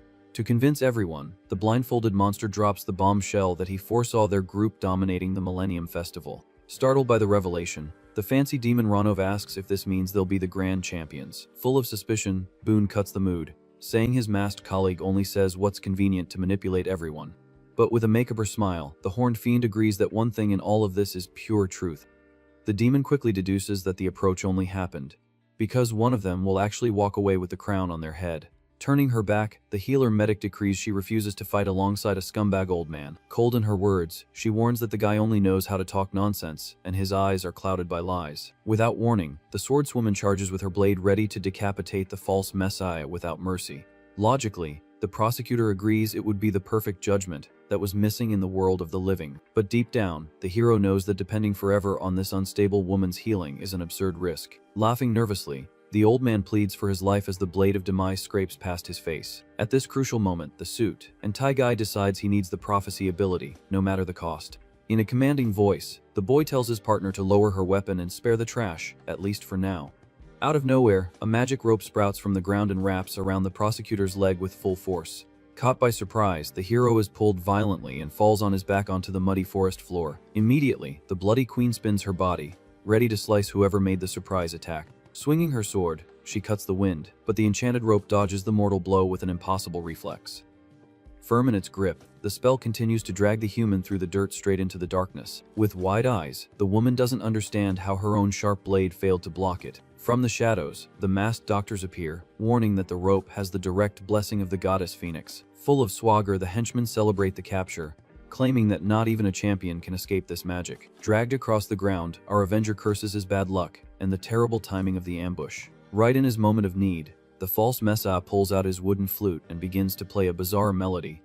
Completely confused, the prosecutor looks to the side, not understanding the little musical show in the middle of the battlefield. Suddenly, the magic rope loses its strength and releases the prisoner's foot without any explanation. Freed from the grip, the boy falls to the ground, regaining control of his scraped body. He quickly gets up, adjusting his suit and realizing the old man's ridiculous magic actually worked. In front of them, the masked monsters lose their minds and start dancing uncontrollably like fools. Satisfied with the sonic spell, the old man wipes his mouth, displaying the true power of his harmless flute. Smiling in the shadows, the blindfolded lord explains that the instrument's sound is just annoying noise to strong demons. But for weak sauce enemies, the sound becomes a hypnotic command, impossible for their feeble brains to ignore. Like puppets, the creatures shake it in the middle of the woods, completely dominated by the mind, control music. Cold and analytical, our hero silently admits that the old man will be useful for clearing a path to the big boss's door. Showing off, the old man takes the lead, ordering the group to march straight to the impenetrable castle. To the sound of the flute, the troop walks calmly through the dark forest,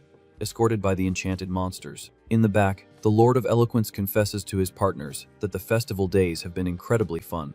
In the prosecutor's mind, he assesses the absurdity of that team, formed by a born corrupt official and a historical killer. On one side, the bloodthirsty serial killer queen watches the terrain, ready to kill. On the other, the shameless swindler commands an army of beasts, as if he were the king of the hill. Ironically, the boy thinks they form the worst and most pathetic band of mercenaries ever seen in hell. Hidden in the bushes, the psycho fake boyfriend watches the group pass with hatred in his eyes. The demon of pleasure advises the crazy guy not to shoot, as it would be suicide to face so many people at once. Even injured, the lunatic sniper ignores the warning, keeping his rifle locked on the target's head. Seriously, Lord Larage holds his ally's arm, forcing him to lower the weapon and not screw up. Calmly, the demon suggests they follow the targets from a distance until the perfect opportunity to strike appears.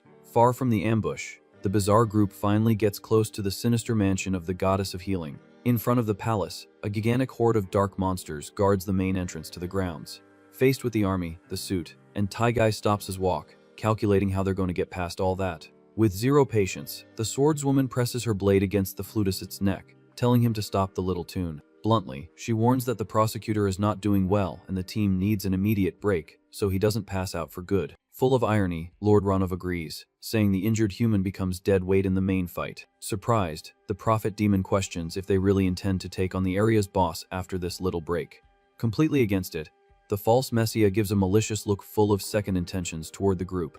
Cold as ice, the white-clad woman demands to know what the cursed old man is planning to pull there with that face. Cynically, the swindler replies that he doesn't remember giving anyone permission to stop his show. Furious, the killer swears she'll never bow down to orders from trash with clouded eyes. His ego wounded, the old man grits his teeth, hating the arrogant monarch's lack of respect.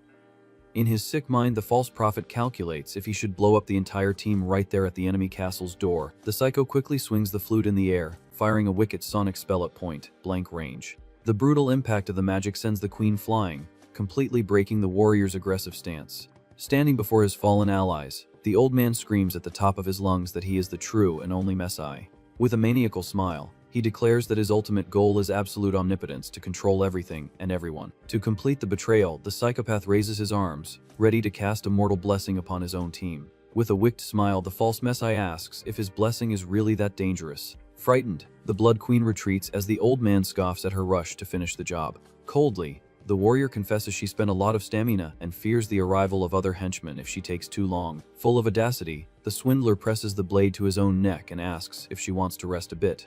With a murderous look, he threatens to discard the medic right there if she can't handle the task. Faking humility, the hypocrite swears he'll do his best and asks that no one forget his efforts. Wasting no time, he readies his magic flute to fire another sonic spell. To the instrument's sound, the macabre melody echoes again, scaring away the threats of the dark forest. In the shadows, the Lord of Prophecy watches his crafty champion's little show with an empty gaze. Internally, the old man promises he will use the words of power to enslave and torture the queen to her demise. Far from the confusion, the prosecutor watches the entire movement with maximum attention to not be caught off guard. Consumed by pain, our hero clutches his open wound, bleeding liters in the darkness. From a distance, the medic notices the boy is much worse off than he appears, but masterfully hides his suffering. The certainty that the kid is the type to sacrifice his own body for victory passes through her head. Like a madman, a hooded enemy charges forward, ready to attack the team from the rear. Analyzing the boy's posture, the medic concludes that having something to protect is a huge motivation, but can become a fatal weakness. With a tired sigh, the suit and tie guy just laments the deplorable situation of being all banged up. Not caring about the pain, the hero approaches the false messiah tied up on the muddy ground. Face to face with the cult leader, the Avenger says he needs to ask a very important question. Straight to the point, he questions how a self-proclaimed guardian of the law and a Puritan ended up right in hell. In a dark tone, the boy asks if the bizarre rumors about the old man's past are real. In an insane laugh, the swindler confirms the suspicion and accuses the prosecutor of also having blood on his hands. Bluntly, our MC responds with just the word people, his eyes dead. Faced with the confession, the swordswoman is shocked by the heavy history of the man of justice. With a devilish smile, the hero finds it pure irony to be interrogated by a disgusting cult leader right there in the underworld. Without any remorse, the prosecutor confesses he has annihilated a countless number of criminals. With a violent pull on his collar, he explains that taking out a criminal using legal loopholes is the easiest thing in the world. With eyes glowing with fury, the boy whispers that if he had investigated the old man on Earth, a life sentence would have been certain. Terrified, the swindler realizes he provoked the wrong psycho and there's no way to escape.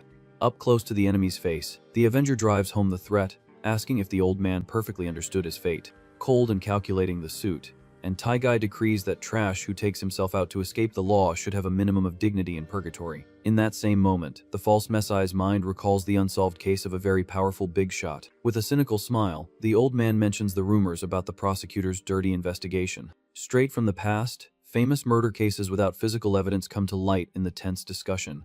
With pure mockery, the swindler remembers that the lack of evidence at the crime scene made the suspect innocent before the judge. Furious, the old man tears his flower necklace, questioning what kind of physical evidence the boy wanted to find. Maintaining his tough act, the hero retorts that smart monsters don't leave tracks, so he forged fake crimes to drag them in. Laughing at the irony, the false prophet throws it in his face that forgery and unjust conviction are exactly why the boy is burning in hell. Completely blinded by his own sense of justice, the prosecutor yells that annihilating evil is not a crime, and it keeps the world from overflowing with villains. The Lord of Eloquence then appears, reminding that the boy only fell from grace because a demon set a nasty trap for him. In the shadows, the demon Astaroth emerges and decrees that mortals only fall to the underworld because they truly carry rotten sins. Mysteriously, the entity points to the true guilt hidden in the suit and Taigai's soul. Letting out a maniacal laugh, the Avenger challenges the Lords, asking who has the moral high ground to dictate what is a sin. Suddenly, the old false messiah begins to choke and scream brutally, being dominated by a strong magic. Calmly, the demon of prophecy warns that the prosecutor is moving forward blindly, unaware of the tragic future awaiting what he so desperately tries to save. Screaming, the possessed swindler reveals the wicked prophecy that the prosecutor's beloved daughter will become a killer if he wins. In complete shock, the boy processes the absurd idea that winning the festival is the trigger for his own child's downfall. With his eye glowing with energy, he tries to focus his mind and tells himself not to fall for a demon's cheap silver tongue.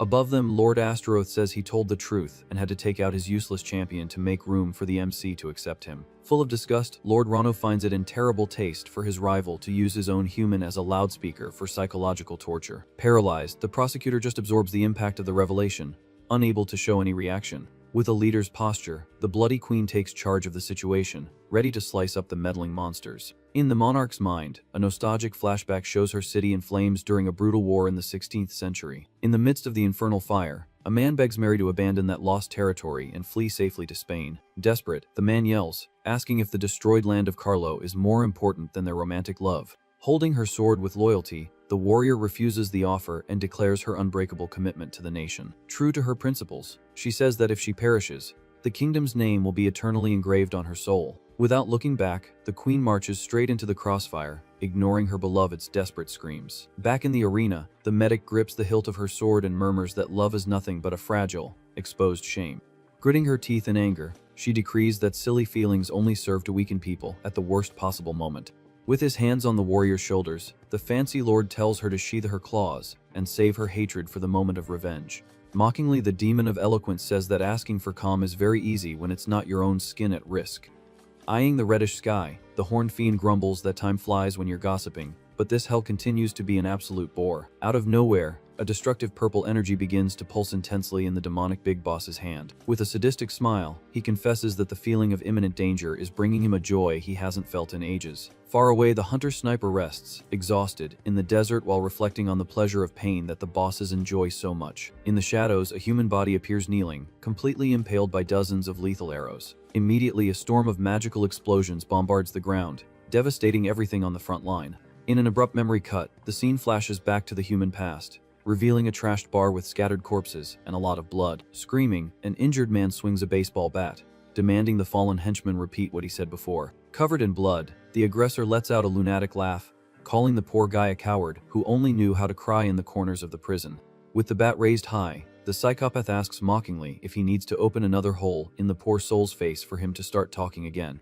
In the midst of this brutal slaughter, a well-dressed woman opens the door and freezes in terror upon witnessing the scene. In extreme shock, the young woman stares at the carnage, unable to move a muscle or make a sound. Completely paralyzed, she just widens her eyes at the bloodbath caused by the person she least expected. In a total panic, the young woman watches the bizarre scene of the bar painted with fresh blood in the corners. Without hesitation, the killer turns to the blonde, telling her to run from there as fast as possible to avoid being next. With her body trembling from head to toe, the woman thanks him for the chance and flees, crawling through the corpses. Soon after, the door slams violently, ending her desperate escape into the dark street. In the shadows, a red eye glows, reflecting the pure murderous madness of the moment. Full of cynicism, the psycho asks if his little darling has already forgotten what happened inside. With his gun smoking, the sniper remembers the rule of the game was to eliminate any eyewitness. Utterly horrified, the woman questions why her partner continues to take lives if that wasn't the deal. In their twisted memory, the couple appears throwing money in the air in an absurd criminal spree.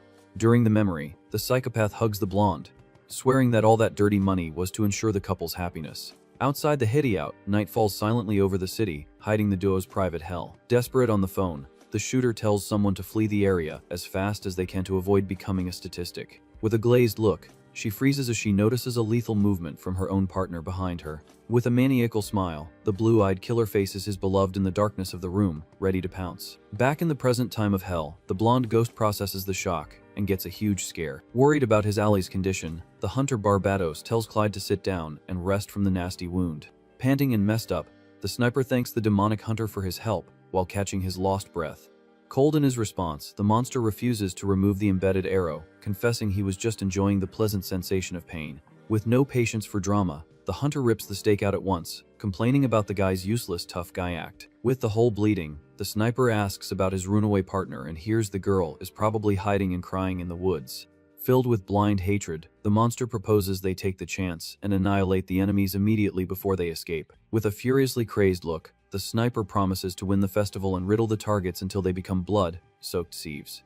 Sensible and down to earth, the hunter demon bursts his bubble, warning that fighting in that broken state is certain suicide. Extremely calculating, he warns that going head-to-head with Lord Boone now is the worst tactic in the world. To stir the pot, the sniper questions if Lord Larage wouldn't be upset hearing that talk of retreating. Serene in his venting, the big guy confesses he treats Larage like a son, and that's why he wants to keep the kid intact for the end of the game. As a master's warning, the hunter reaffirms the danger of the gossipy lord, while Clyde agrees with a sadistic smile. To change the subject, the big demon asks what his partner's absolute wish would be if he got the whole ring. Reflectively, the hunter comments that his work has always been for others, and maybe he'll spend the victory on someone else. On the other side of the map, the horned lord laughs, guaranteeing he's good as new after a nap. Silent and bored, the Lord of Kindness just watches his talkative colleague get his swagger back. With a white bird in his hand, the fancy suit, and Ty complains about the dry air of the woods, while his rival ironically disagrees. Annoyed by the indirects, Boone tells the Lord of Birds to speak up and say what his problem is. With pure disdain, the preppy one promises to shut his mouth as soon as they start marching again, just to please the old man's whining. In a suspenseful tone, the elegant demon comments on the brutal start of the infernal tournament that's in full swing. In his dark mind, the bizarre vision of an abyssal creature destroying thousands of souls near the giant Tower of Babel appears. Intrigued by the facts, he questions why such a destructive lord from the past is now dragging out a chess game. Full of poise, the horned fiend defends his own tactic, warning that no one can withstand the crushing psychological pressure of his human prosecutor. With a macabre smile on his face, Boone admits that going head-to-head with brute force is still his favorite style of annihilation. Blinded by greed, the Lord decrees that all the king's sacred jewels will end up in his hands. No room for tears. Mocking to the core, the fancy demon calls the idea a joke, since his colleague has a completely disposable human champion. Without missing a beat, the big boss points his finger, reminding him who was the desperate one who begged to join the so-called useless one's team. Pissed by the sharp comeback, the Lord of Birds scowls and mutters curses about his rival's audacity. Screaming with indignation, the preppy guy defends his own champion's honor and accuses Boone of not having an ounce of dignity in his existence.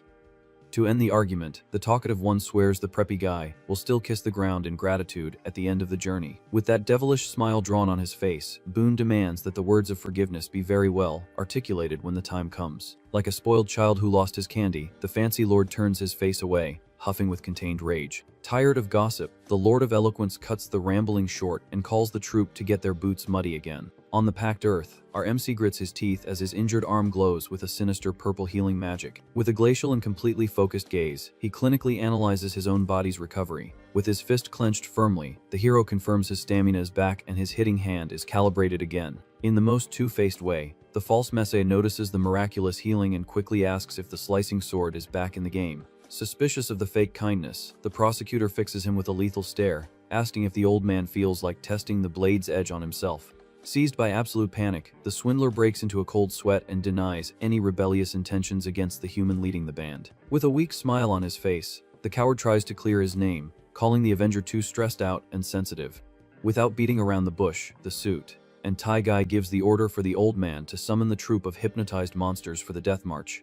Dying of fear from the weight of the order, the flutist stammers, asking the exact size of the army for the journey. Engulfed in a murderous aura, our hero tells the old man to drag as much cannon fodder as possible from that forest. With no way out for his own dirty plan, the false prophet turns his back and runs into the woods, cursing the tyrannical boss. In his sick mind, the old man accuses the prosecutor of being much more of a scavenger and sociopath than any demon born in hell. Enraged by his own incompetence, the swindler stares at his small wooden flute, begging the heavens for a weapon that could slit throats. In total desperation, the false messiah calls out to the blindfolded Lord, stating that the prophecy of killing the prosecutor has to work soon. Frustrated with the divine lies, the old man grumbles that predicting the future should come with a less convoluted instruction manual. In the impenetrable shadows, the demon of prophecy questions if his lackey feels ashamed of his own cowardice and his bamboo weapon. As a master's advice, the entity tells the old man to trust the spell in advance, without blinking into the darkness of the grove. Resigned to his fate, the lunatic applies some disgusting lipstick to his lips and prepares his lungs for the mind control show. With a magical breath, the swindler plays the melody into the wind,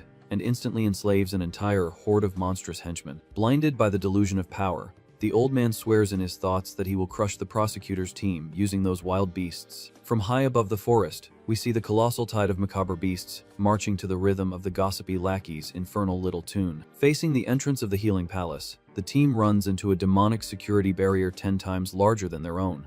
After calculating the distance, the flutist warns from afar that the sound magic doesn't reach the tough guards at the main gatehouse. With a bloodthirsty smile on his face, our hero gives the blunt order for the group to pick up the pace and charge head on without mercy. Seized by battle fury, the prosecutor decides to break down the gates with brute force, using crimson magic as a battering ram. Panicked by the suicidal plan, the old man's eyes widen, thinking the leader's idea must be a bad joke. In the swindler's mind, the heavy realization hits that the boy is setting up the zombie army to be used as a pure meat shield on the front line. Thoughtfully, the prosecutor listens as the old man doubts if they can win even by making the demons fight among themselves. With a smirk, the hero retorts, asking whoever said anything about winning the fight fairly. Straight to the point, he reveals the plan to ambush the goddess Phoenix while the monsters kill each other outside.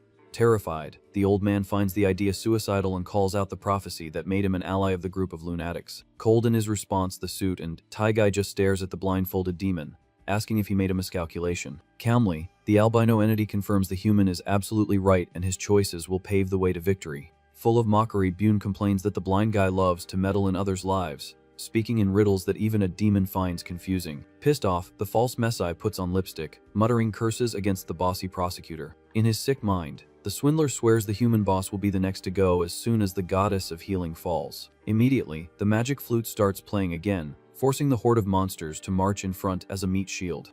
At his body's limit, the old man starts bleeding from his eyes and mouth, unable to withstand the pressure of his own spell. Eyeing the situation, our hero realizes the lackey's mind control ability is on its last legs. Without losing rhythm, he draws his blood sword, which begins to crackle with a wicked purple energy. Agile in his movement, the Avenger swings the weapon, and is surprised to notice the blade's shape has suddenly changed. Satisfied with the new grip, the boy concludes the sword has become much lighter and easier for slicing necks. With a maniacal smile, the prosecutor swears he'll steal the power of prophecy from Astaroth right then and there, without mercy. Focused on his dirty plan, the human reflects on whether the decision to backstab his ally was already foreseen in destiny. Ironically, he asks in his thoughts if the so-called blind demon also foresaw his own imminent demise. Fast as a lightning bolt, the suit and tie guy charges with his sword aimed straight for the false messiah's throat. Surprised, the Lord of Prophecies figures out something is wrong and finds it strange for a human to throw his life away so easily. In his memory, the fancy demon Ranav's voice echoes, asking if their victory in the infernal tournament was already guaranteed.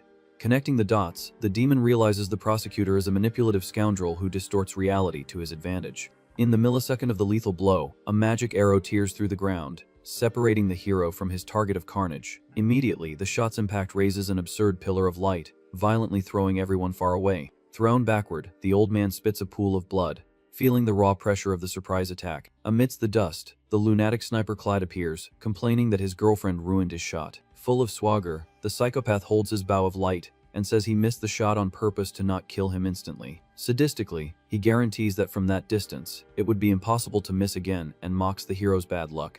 Without losing his cool, our Avenger cracks a small smile, calling the killer a coward who asks for permission to shoot. To add to the provocation, the suit and Tigai scoffs, asking if the affection the psycho received in prison made him soft. Mad with rage from the humiliation, the sniper screams for the human to shut his mouth and fires a direct arrow shot. Firm in his stance, our MC spins his red blade, deflecting the shot's energy with absurd precision. With the opening created, he charges like a missile toward the enemy, breaking through the long-range defense. In a reflex, the killer dodges to the side, demanding to know how that crappy suit and Tai knew his dirty past. Without answering, the hero brings his heavy sword down, forcing the psychopath to block the cut with his own bow.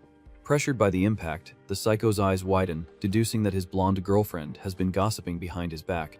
With a grim face, the prosecutor throws the criminal's full name on the table, reminding him he was quite famous back in the day. In a brutal push, he knocks the sniper to the ground, mocking that the criminal's prison trauma has become a pathetic urban legend. Humiliated, the killer gets up, trembling with fury, and swears he'll dice the prosecutor with his own hands. Right in the middle of the threat, the bloody queen pops up from behind and drives her sword into the lunatic's ribs. Holding the weapon firmly, the healer medic challenges the fool to try and take someone out if he still has strength in his arm. Completing the encirclement, our avenger tells the criminal trash to try his luck right there. Caught in the crossfire, the sniper jumps back, tearing his own flesh to escape a double demise. In the air, the psycho draws the string, firing multiple arrows toward the relentless duo. Agile as cats, the prosecutor and the queen block the shower of energy, making the woods explode around them. Fallen on the ground, the false Mesa groans in pain while the boy demon complains about the mess in the original plan. Standing and untouched, the blind Astaroth is called out for letting his own human champion bleed almost to his end.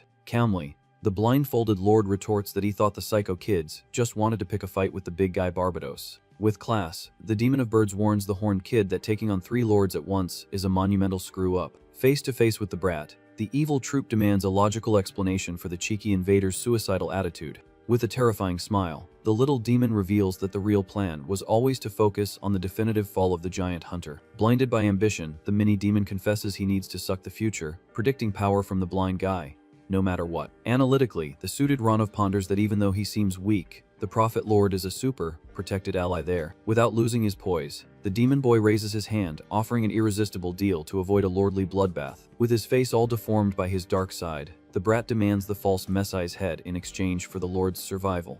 Back to the brawl, the prosecutor scans the forest with his eyes, hunting for the cowardly sniper who vanished in the dark. Suddenly, his survival instinct blares, and the hero whips his neck around, sensing the imminent attack from the side. By a hair's breadth, the boy dodges his head as the lethal shot tears past, inches from his face. From the shadows, the bow-wielding psycho fires another blast of red energy, aiming straight for the target's chest. At an insane speed, the Avenger catches the arrow in mid-air, warning that cheap tricks don't work on him anymore. Discarding the arrow, the hero charges, closing in on the killer's defense before he can even blink. With brute force, the suit and Tai guy brings his sword down, forcing the sniper to retreat, stumbling on the loose earth. The raw impact of the blade shatters the bow's aura, sending the psychopath flying, all busted up. Far away, the boy demon tries to convince the lords, claiming their alliance was just a worthless facade. Meanwhile, the bloody queen takes advantage of the sniper's fall, leaping to slice his body on the ground.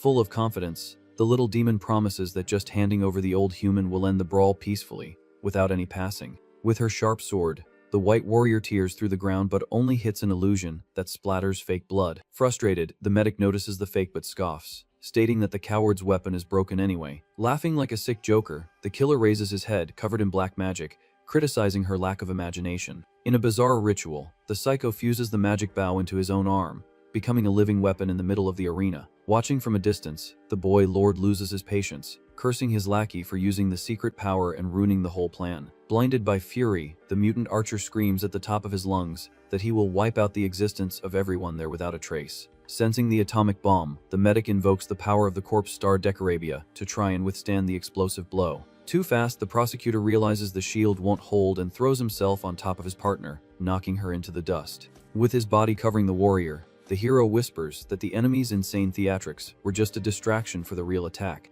Full of arrogance, the psychopath grumbles that he already said he has become the living war bow itself. Frustrated and tired, the boy lord shakes his head, decreeing that there's no saving the dumb lackey anymore. With a dark smile on his face, the demon raises his hands to bid farewell to the disposable weapon that just failed. Immediately, the lunatic sniper fires a massive volley of shimmering arrows, spreading terror on the battlefield. Sadistic and with a thirst for blood, he wishes a glorious and spectacular end for each of the enemies there. The lethal energy falls like a silver storm, crushing the shield of black magic with absurd force.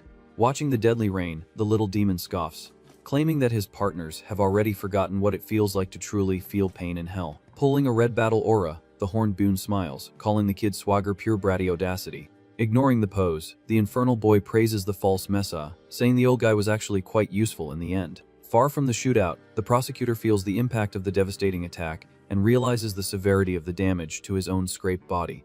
Near him, The bloody queen collapses on the ground with her armor pierced, unable to continue holding the magical protection barrier. Looking to the side, the hero sees the gossipy old man with his back completely riddled with deadly energy arrows. Determined to end the show, the sniper aims more arrows, swearing he will stop everyone's breathing without mercy. Surprised by the empty weapon, the psychopath realizes the Silver Rain's ammunition has finally run dry, and now it's just a fistfight. Focused on the mission, our Avenger faces his rival and promises they'll take each other out later at the enemy castle's gate. Breathing heavily, the Prosecutor murmurs that he can't even make it to the goddess Phoenix's castle in his broken state. Dragging his feet, the false Messiah groans, begging to get to the healing area soon before he bleeds out. Not hearing the flute, the suit, and Thai guy notices the bizarre silence and questions if the so-called hypnotized troupe is still standing around without fighting. From the corner of his eye, he analyzes the macabre situation and quickly figures out the zombie army has turned to dust. In that same moment, he throws the injured old man over his shoulder, guaranteeing the old guy will serve as an escape ride to the fortress. Beating his chest, the false Messiah coughs up blood, demanding to know where the heck the bossy chief is dragging him without warning. With a wicked smile, the boy retorts that if he told him the suicidal plan, the guy would have run off immediately, abandoning the broken alliance. In pure desperation, the swindler grabs the hero's sleeve, reminding him they promised to fight as loyal and faithful companions. Faced with the whining, the Prosecutor finally gives in and tells the poor soul to play the flute with what little strength he has left. Even mangled, the old man brings the disgusting little flute to his mouth, ready to play the weakest hypnotic note in the universe. Bleeding through his teeth, he says his lungs are busted, and this will be his last attempt to help on the field. In a war cry, the hero screams to take everyone out, because even though they're messed up, they still have a tactical advantage in the mess. Confident in the crazy plan, the killer queen follows along, thinking that reaching the goddess's healing will solve all her cuts. Tired of running, our MC stumbles but swears to keep his legs firm to not let the crown of victory slip away. Together, the troop advances by fits and starts, cutting through the smaller guards in a brutal scene full of red blood puddles.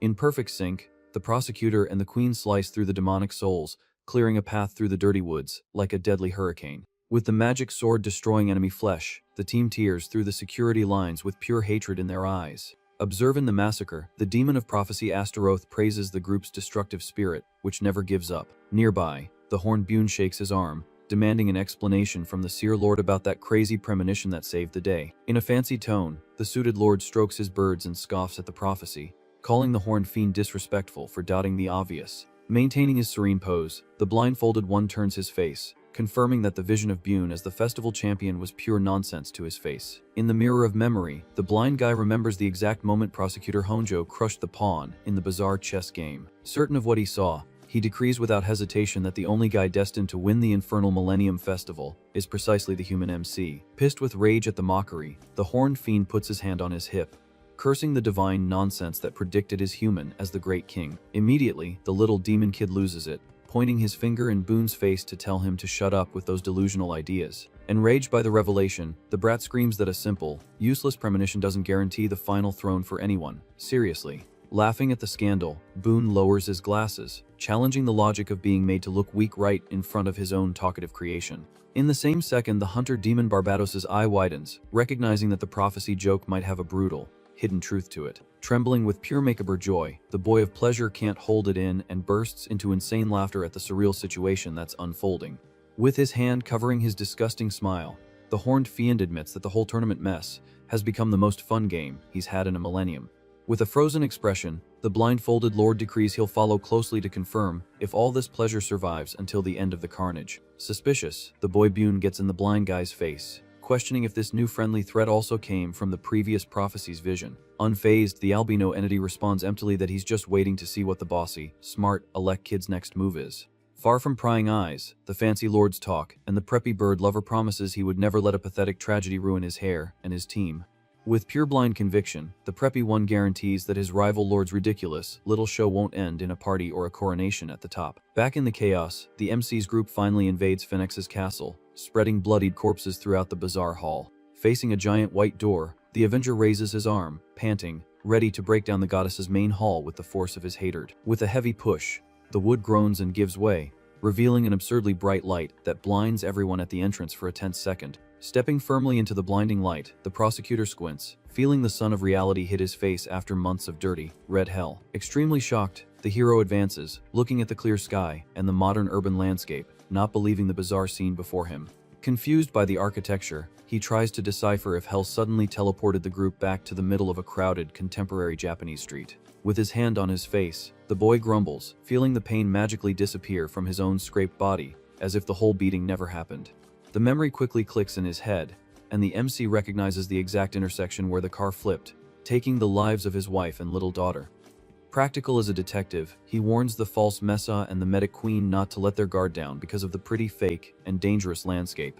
From the shadows, a bizarre armored monster comes dragging its feet, ready to collect a toll in the perfect illusion set up in their purgatory. With their claws scraping the ground, the infernal guards surround the group of champions, warning that the welcome reception will be based on beatings and blood. In the dark interior of the real castle, the door to the Goddess of Healing's room bursts open violently, announcing that the invasion has truly begun. Thrown on a sofa, a pale, blindfolded woman is awakened by whispers, being told that the brawl is already in full swing in the main entrance garden. Calmly, the supreme boss Phoenix grumbles that the annoying noise outside is just a consequence of disgusting people wanting to participate in the infernal war for the sacred ring. Dragging the blindfold across her face, the goddess apologizes for her weak human host and laments not having found a decent vessel to compete properly in the big brawl. Not listening to the fuss, her human partner pours dark blood into a goblet, warning that if he had switched servants, he certainly would have become the most disgusting demon in all of hell, because of the cowardly and low betrayal. In a fit of possessiveness, the lackey hugs the entity's legs, confessing bluntly that she is the only reason his existence is even minimally bearable down there,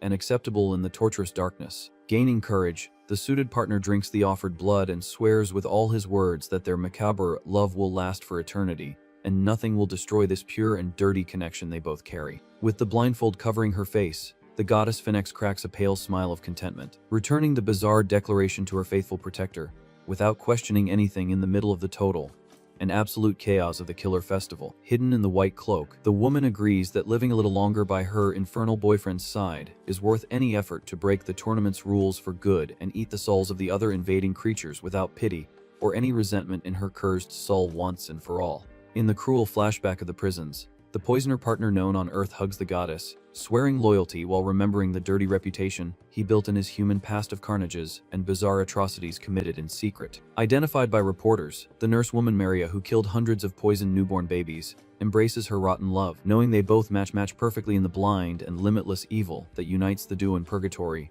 and strengthens their rotten survival there in the immortal castle. Focused on surviving, the demonic couple clings tightly, promising to devour and tear apart any insolent champion who dares to invade their room and interrupt the macabre little party set up in the middle of the epic infernal war, with no room for friendly fake negotiations or phony truces to their faces. With her beloved's hand squeezing the demon nurse's neck, the goddess Phoenix confirms with lethal firmness that she will slaughter even her own shadow if it guarantees the absolute protection of their nest in the cursed and chaotic hell that's on fire at the gates of the disgusting and noisy castle of pure battle. Finishing their promise, the two touch foreheads, uniting their dark desires for the coming massacre, knowing well that the fight against the invincible Prosecutor will cost rivers of magic blood on the white walls of the makeshift hospital that has become their deadly den. The mysterious red eye of the goddess Phoenix peeks from under the transparent veil in the dark. Clinging to her beloved, the entity of recovery whispers her dark plans for survival. In the middle of a crosswalk, the bizarre trio advances as threatening shadows surround them all. Complaining of pain, the old false Messiah tries to pull an arrow embedded in his own leg. Suddenly, the swindler's eyes widen as he recognizes the urban scene, identical to the human world. With a nostalgic smile, he cheers, saying they've returned to his beautiful hometown of Roppongi. Pulling the wooden shaft from his body, the lunatic seems to forget his injuries for a second. Then reality hits and he warns that this peaceful landscape can only be a nasty trap from the big boss. Hidden in the castle, the goddess Phoenix feels that every step of the invaders carries a murderous intent. With no patience, the albino medic threatens the old man, questioning his usefulness there since the routes are infested with danger. Desperate, the false prophet begs for mercy, guaranteeing his visions never fail and that they will enter the castle. In an attempt to buy time, he suggests the team wait for the demonic lords who were left behind in the forest. Cold and focused, our MC raises his red sword, decreeing they will continue advancing right now without retreating. He quickly cuts through the shadows in their path, warning that getting out of that open area is the top priority. In a top-down view, the Avenger and the Bloody Queen slice through the monsters on the asphalt, clearing a path with sheer brute force. With his finger extended, the false Messiah recognizes a famous steakhouse from his time on Earth. Hungry, the old man boasts that the place's dishes were fancy and exquisite. Completely incredulous, our MC stares at his partner, not believing the audacity and randomness of the moment. Ignoring the war, the old man runs, suggesting a break for lunch while the hero tells him to focus on the path. Seized by fury, the swindler screams that his route is absolute and demands respect, as he is no one's doormat. Suddenly, the psycho switches delusions and announces that his holy church is just around the corner, where he'll find his 100 brides. With his patience at zero, the prosecutor deduces that fear has completely fried the rest of his useless ally's brain. Bluntly, he calculates if it's worth decapitating the old man now to steal the prophecy, but decides not to worsen the tactical situation. Far from the fight, the horned Boone runs through the illusory streets, cursing the old man and wishing he had handed him over to the little demon brat. Enraged, Boone confronts Astaroth, asking if putting up with that cowardly champion was some kind of infernal punishment. Silent and embarrassed, the Lord of Prophecies just sweats coldly before the humiliation thrown by his colleague. Without looking back, the false prophet runs alone through the streets, falling right into the enemy's visual trap. In the macabre illusion, women in white dresses call out to the swindler as if he were a perfect savior. Moved, the old man swears he really is the Messiah, and that he would never end up in a real hell. Suddenly, the beautiful bride transforms into a bizarre monster with a giant mouth and sharp teeth, ready to pounce. Before the lethal bite, the prosecutor and the bloody queen tear the illusory monsters in half in a violent double attack. Stepping firmly on the asphalt, our hero kicks up dust and gets ready to put the messy house in order. In an aggressive pull, the suit and tie guy grabs the old man's collar, throwing the trash forcefully against the sidewalk. Pinning the swindler to the ground, the Avenger asks with pure hatred if the psycho has finally returned to reality. Right in the old man's face, he calls him a pathetic criminal and tells him to stop testing the limits of his patience. Terrified, the false messiah hears the warning that his life is worth almost nothing within the group. With his red eye glowing in the darkness, the prosecutor orders the lackey to use the prophecy by force to find the goddess Phoenix. In shock, the prophet indicates that the right way is to turn at the church near the steakhouse and keep going. In the midst of the brawl, the albino healer slices through beasts, screaming that she's reaching her own physical limit. Screaming, the old man completes the riddle, telling them to enter the alley next to it and take exactly 7 steps. Agile in his reflexes, our hero grabs the old man by the suit as if he were a disposable sack of potatoes. In an explosive leap, the prosecutor and the swordswoman fly through the skies of the fake city, escaping the horde of monsters. Landing smoothly on a rooftop, Lord Boone observes the escape, praising the team's speed below. Happy as can be, the horned fiend celebrates his champion's success, stating that the boy is his great infernal pride. Soon after, the group dives straight into the exact spot in the alley, crossing the invisible portal to the next phase. Outside, the Lord of Prophecies notices the portal closed in their faces, while the preppy guy complains about the unfunny joke. Right after crossing the barrier, the troop plummets onto a slippery stone floor, with the old man groaning in pain from the impact. With his body full of embedded arrows, the swindler grumbles, trying to understand where they ended up in the dark. Raising his head, the false messiah focuses his vision on the dark, enclosed scenery of the new purgatory area.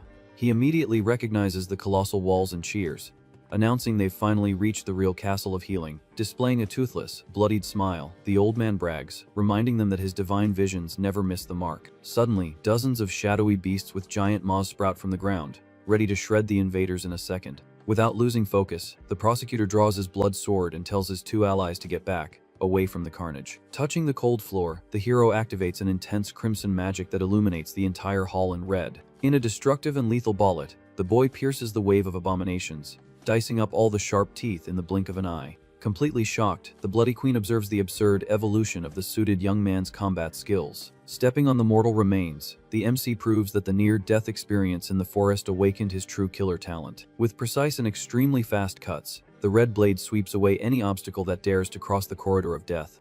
Intimidated, the swordswoman mentally confesses that if she has to fight her partner in the future, she has no idea who would come out alive. Cold and covered in blood, the Avenger turns to the old man, asking if they just need to go straight, while the lackey agrees, trembling. In a panic, the false messiah stares at the prosecutor, deducing that the kid tortured people to their end when he was alive. With wide eyes, the old man tries to process the inhuman strength his partner carries on his shoulders as if it were nothing. Before a gigantic door, the hero stops his walk while the swindler remembers the exact prophecy told by Lord Astaroth. In the macabre vision, the old man would be by the hero's side until the top of the festival, and at the last second, would slit his throat without mercy. Seized by a wave of betrayal, the old man cracks a demonic smile, projecting the success of his own dirty backstab. Confident in his destiny, the lunatic affirms to himself that this backstab is the only way to turn the tables in his favor. But looking at the broad back of the suited killer, doubt hits him, whether he can really extinguish the life of that cold monster. In an attempt to stay firm, the bleeding old man repeats that his supreme ability is absolute prophecy, and he is in control. In his memories, the blindfolded lord's voice echoes, saying that even an incompetent lackey can see visions of the future.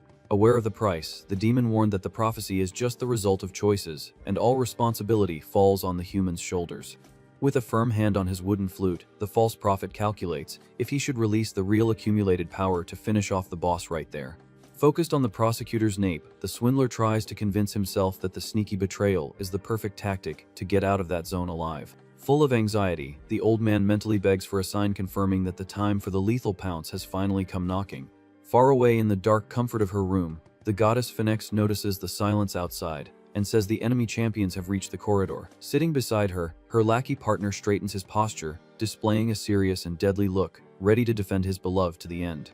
Hidden under the veil, the nurse questions if the goddess regrets choosing her as a champion. Full of pain, the entity Phoenix confesses she loved her first and only regrets not turning her partner into a demon. With her body all banged up, the boss blames herself for seeing her beloved's physical form slowly rotting away. Without showing sadness, the nurse fills a goblet with blood, guaranteeing she holds no regrets. Handing over the drink, she swears she feels the goddess's affection in every drop of that bizarre remedy.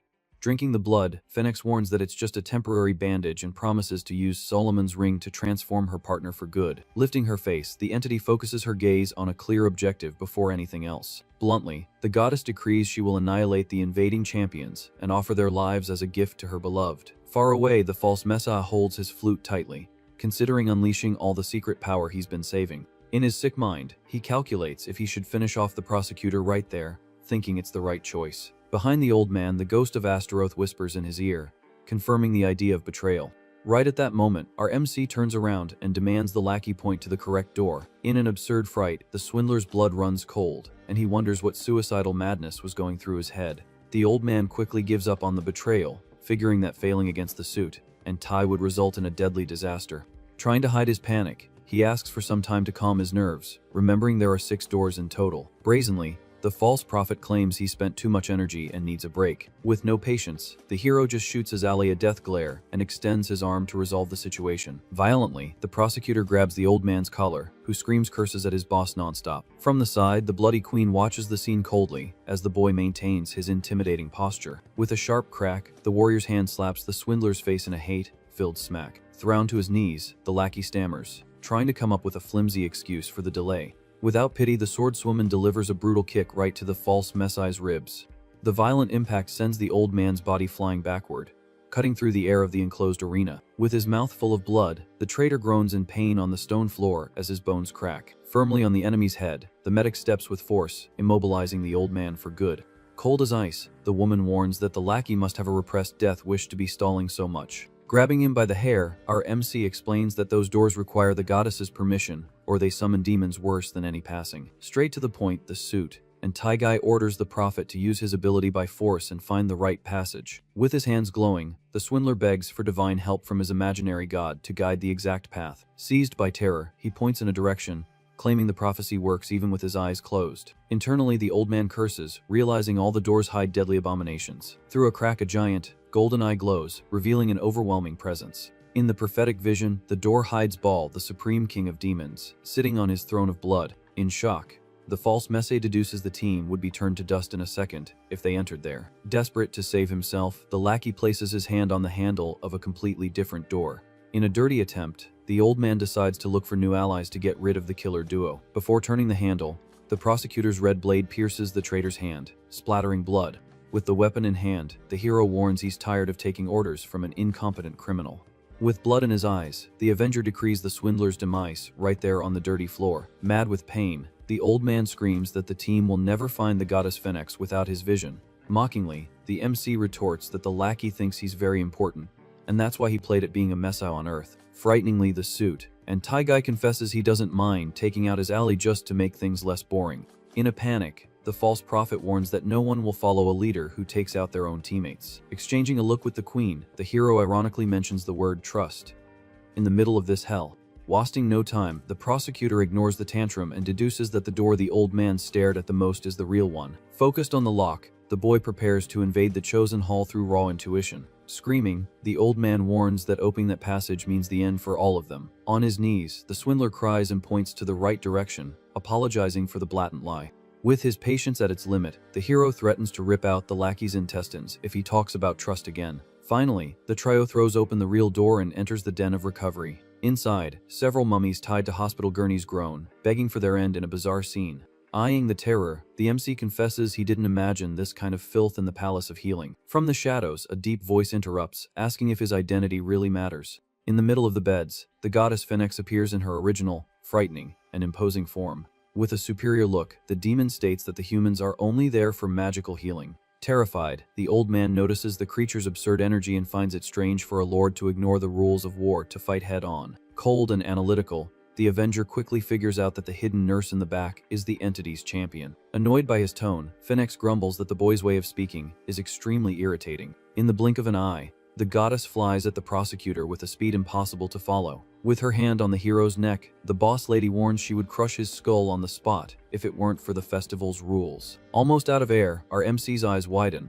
feeling the weight of that lord's colossal strength, unlike anything before. The next second, Phoenix throws the bloody queen with a brutal energy blow. With brute force, the impact drags the medic, destroying gurneys and scattering bandaged bodies throughout the hall. Suddenly, the dead mummies come to life and grab the swordswoman, pinning her in place.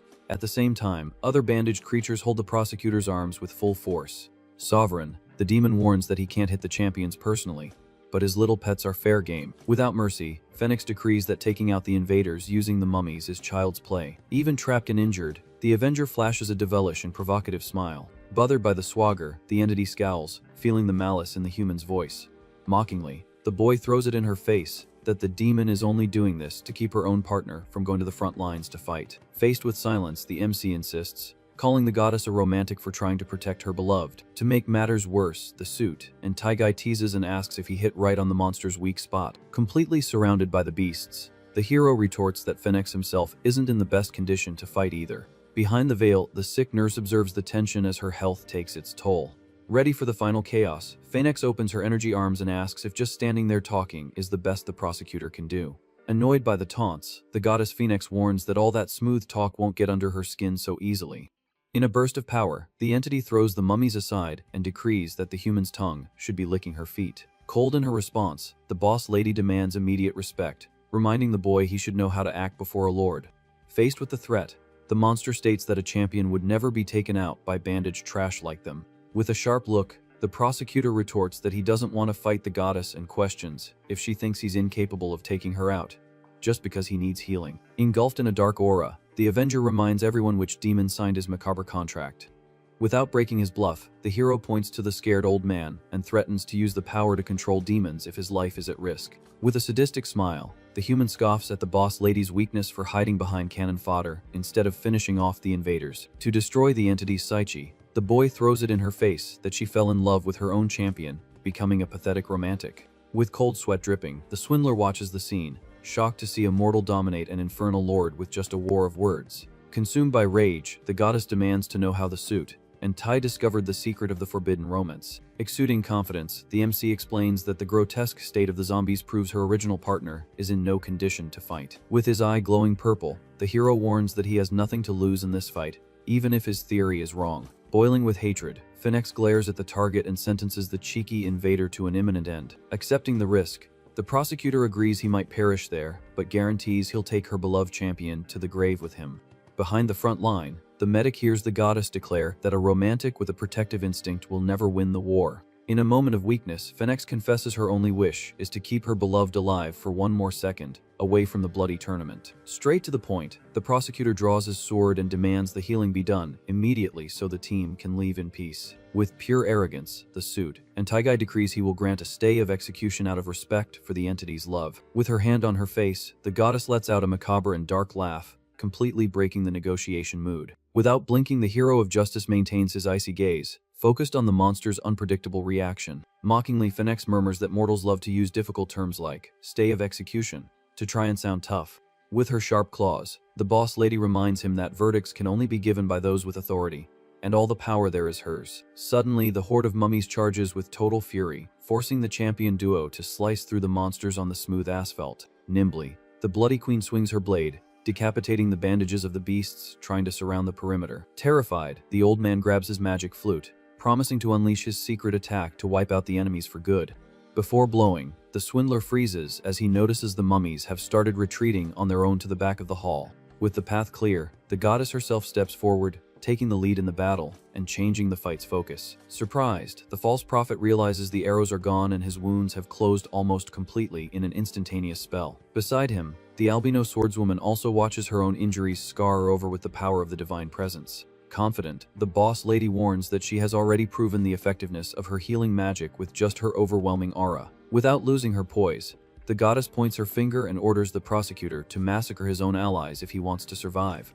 Holding her sick partner in her arms, Phoenix promises to restore the suit and Taigai's body if he carries out the immortal verdict. With pure malice, the entity demands the hero show swordsmanship as impressive as the audacity he had in their sharp little chat. Seized by fear, the old swindler panics but soon calculates if a double betrayal could be his golden opportunity. With the flute trembling in his hand, the lackey realizes that if the prosecutor perishes, the prophecy goes down the drain and his own life ends there. Cornered, the old man deduces the albino warrior will slit his throat anyway, no matter which side he chooses. Completely terrified, the false Mesa concludes he's in a dead end and his demise is knocking at the door. Not accepting his dark fate, the lunatic screams internally that a famous cult leader would never sink so easily. With a psycho look, the traitor decides to annihilate both partners, right now to steal the festival's crown for himself. Sitting on her improvised throne, the goddess hugs the nurse, declaring that her beloved smile calms her cursed soul. Sadistically, the sick nurse retorts that watching humans cringe in fear is the best show of all. Suddenly, Lords Larage and Astaroth invade the hall, breaking the tense mood of the bloody negotiation.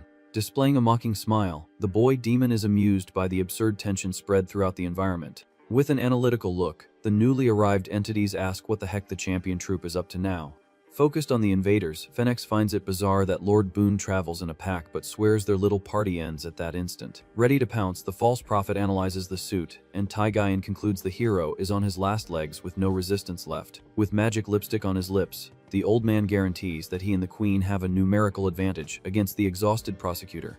Before the spell, the Avenger's sword and the warrior's blade decapitate the old man's fake body in a lightning, fast attack. Cold in his execution, the prosecutor warns that the traitor left his intentions exposed for too long to attempt a surprise blow. Clapping, Lord Larage praises the absurd precision of the double cut that resolved the nonsense in a millisecond. In a friendly tone, the little demon turns to his partner Astaroth, pretending he wanted to build a friendship with the blind guy. In a cowardly betrayal, the punk slices his blade straight across his albino ally's neck, separating the head from the body. With a smile in the air, Astaroth's head scoffs at the useless attack and asks why the punk thought that would take him out. Hovering in the darkness, the decapitated entity maintains a calm expression, exuding immortality amidst the chaos. Returning to the ground, the false Messiah's true form is revealed to be a disgusting and bizarre dwarf, terrified of his imminent end. Desperate, the mini swindler uses his tiny little legs to flee at top speed from the decapitated corpse. Screaming, the creature curses his partners as scumbags for having destroyed his giant host. Eyeing the pathetic creature, the hero scoffs, saying the form of a crawling insect perfectly suits a dirty cult leader. Mad with fury, the little dwarf tells the prosecutor to shut his mouth and raises his magic flute, ready for an all or nothing move. Blinded by hatred, the mini swindler swears with all his might that he will bury the bossy chief right there in the hall. With a violent blow on the instrument, the criminal trash promises to end the Avenger's life in that very instant. Immediately, devastating sound waves explode through the scene, hitting the champion duo head-on. Screaming in pain, the bloody queen clutches her own head, unable to withstand the mental torture of the spell. Firm against the pressure, the prosecutor ironically states that the lackey's absolute attack is nothing more than the annoying noise of a bamboo flute. Maintaining his lethal gaze, the suit, and Tagai tells the traitorous insect to give up the show and accept his end once and for all. Not accepting reality, the dwarf screams hysterically that the sacred Messiah would never perish at the hands of mere mortal sinners. Right at the moment of the pounce, the swords clash brutally as the albino warrior attacks her own ally out of nowhere. Confused and controlled, the medic lets out strange groans as she delivers mortal blows to the prosecutor's head. Hidden on the floor, the mini prophet celebrates the effectiveness of his mind control, calling the killer a faithful follower of his cult. With a sick smile, the little dwarf orders his white puppet to pierce the prosecutor's chest without hesitation. Dominated by the magic, the queen's mind pulls up the bitter memory of the day she stabbed her own fiancé, blinded by war. Gritting her teeth, the swordswoman repeats the pain of the past, guaranteeing her own hands will do the dirty work again. Completely possessed, the killer swears to send her battle companion to the bottom of the grave with a perfect lethal blow. In a wicked shower of sparks, war breaks out between the two swordmasters, turning the castle into a chaotic meat grinder. With a wicked laugh, the little dwarf celebrates the dirty flute trick fired at the hero's back. Shocked by the scene, the decapitated lord analyzes the tiny and pathetic true form of his own lackey. With pure repulsion, the albino entity finds the sonic attack completely disgusting and cowardly by hell's rules. Full of anger, the fancy lord accuses his colleague of supporting a shameful and completely senseless act. Smiling sinisterly, the blind demon reminds him that they are all grotesque aberrations by nature. On Earth, the swindler controlled disgusting crowds using phony lies disguised as divine prophecies. But the constant fear of having his lies exposed haunted the false prophet's nights in bed. Deep in his soul, paranoia consumed the old man's sanity with every second of his human life. To escape the panic, the psycho drowned himself in carnal pleasures, piling more illusions in his sick mind.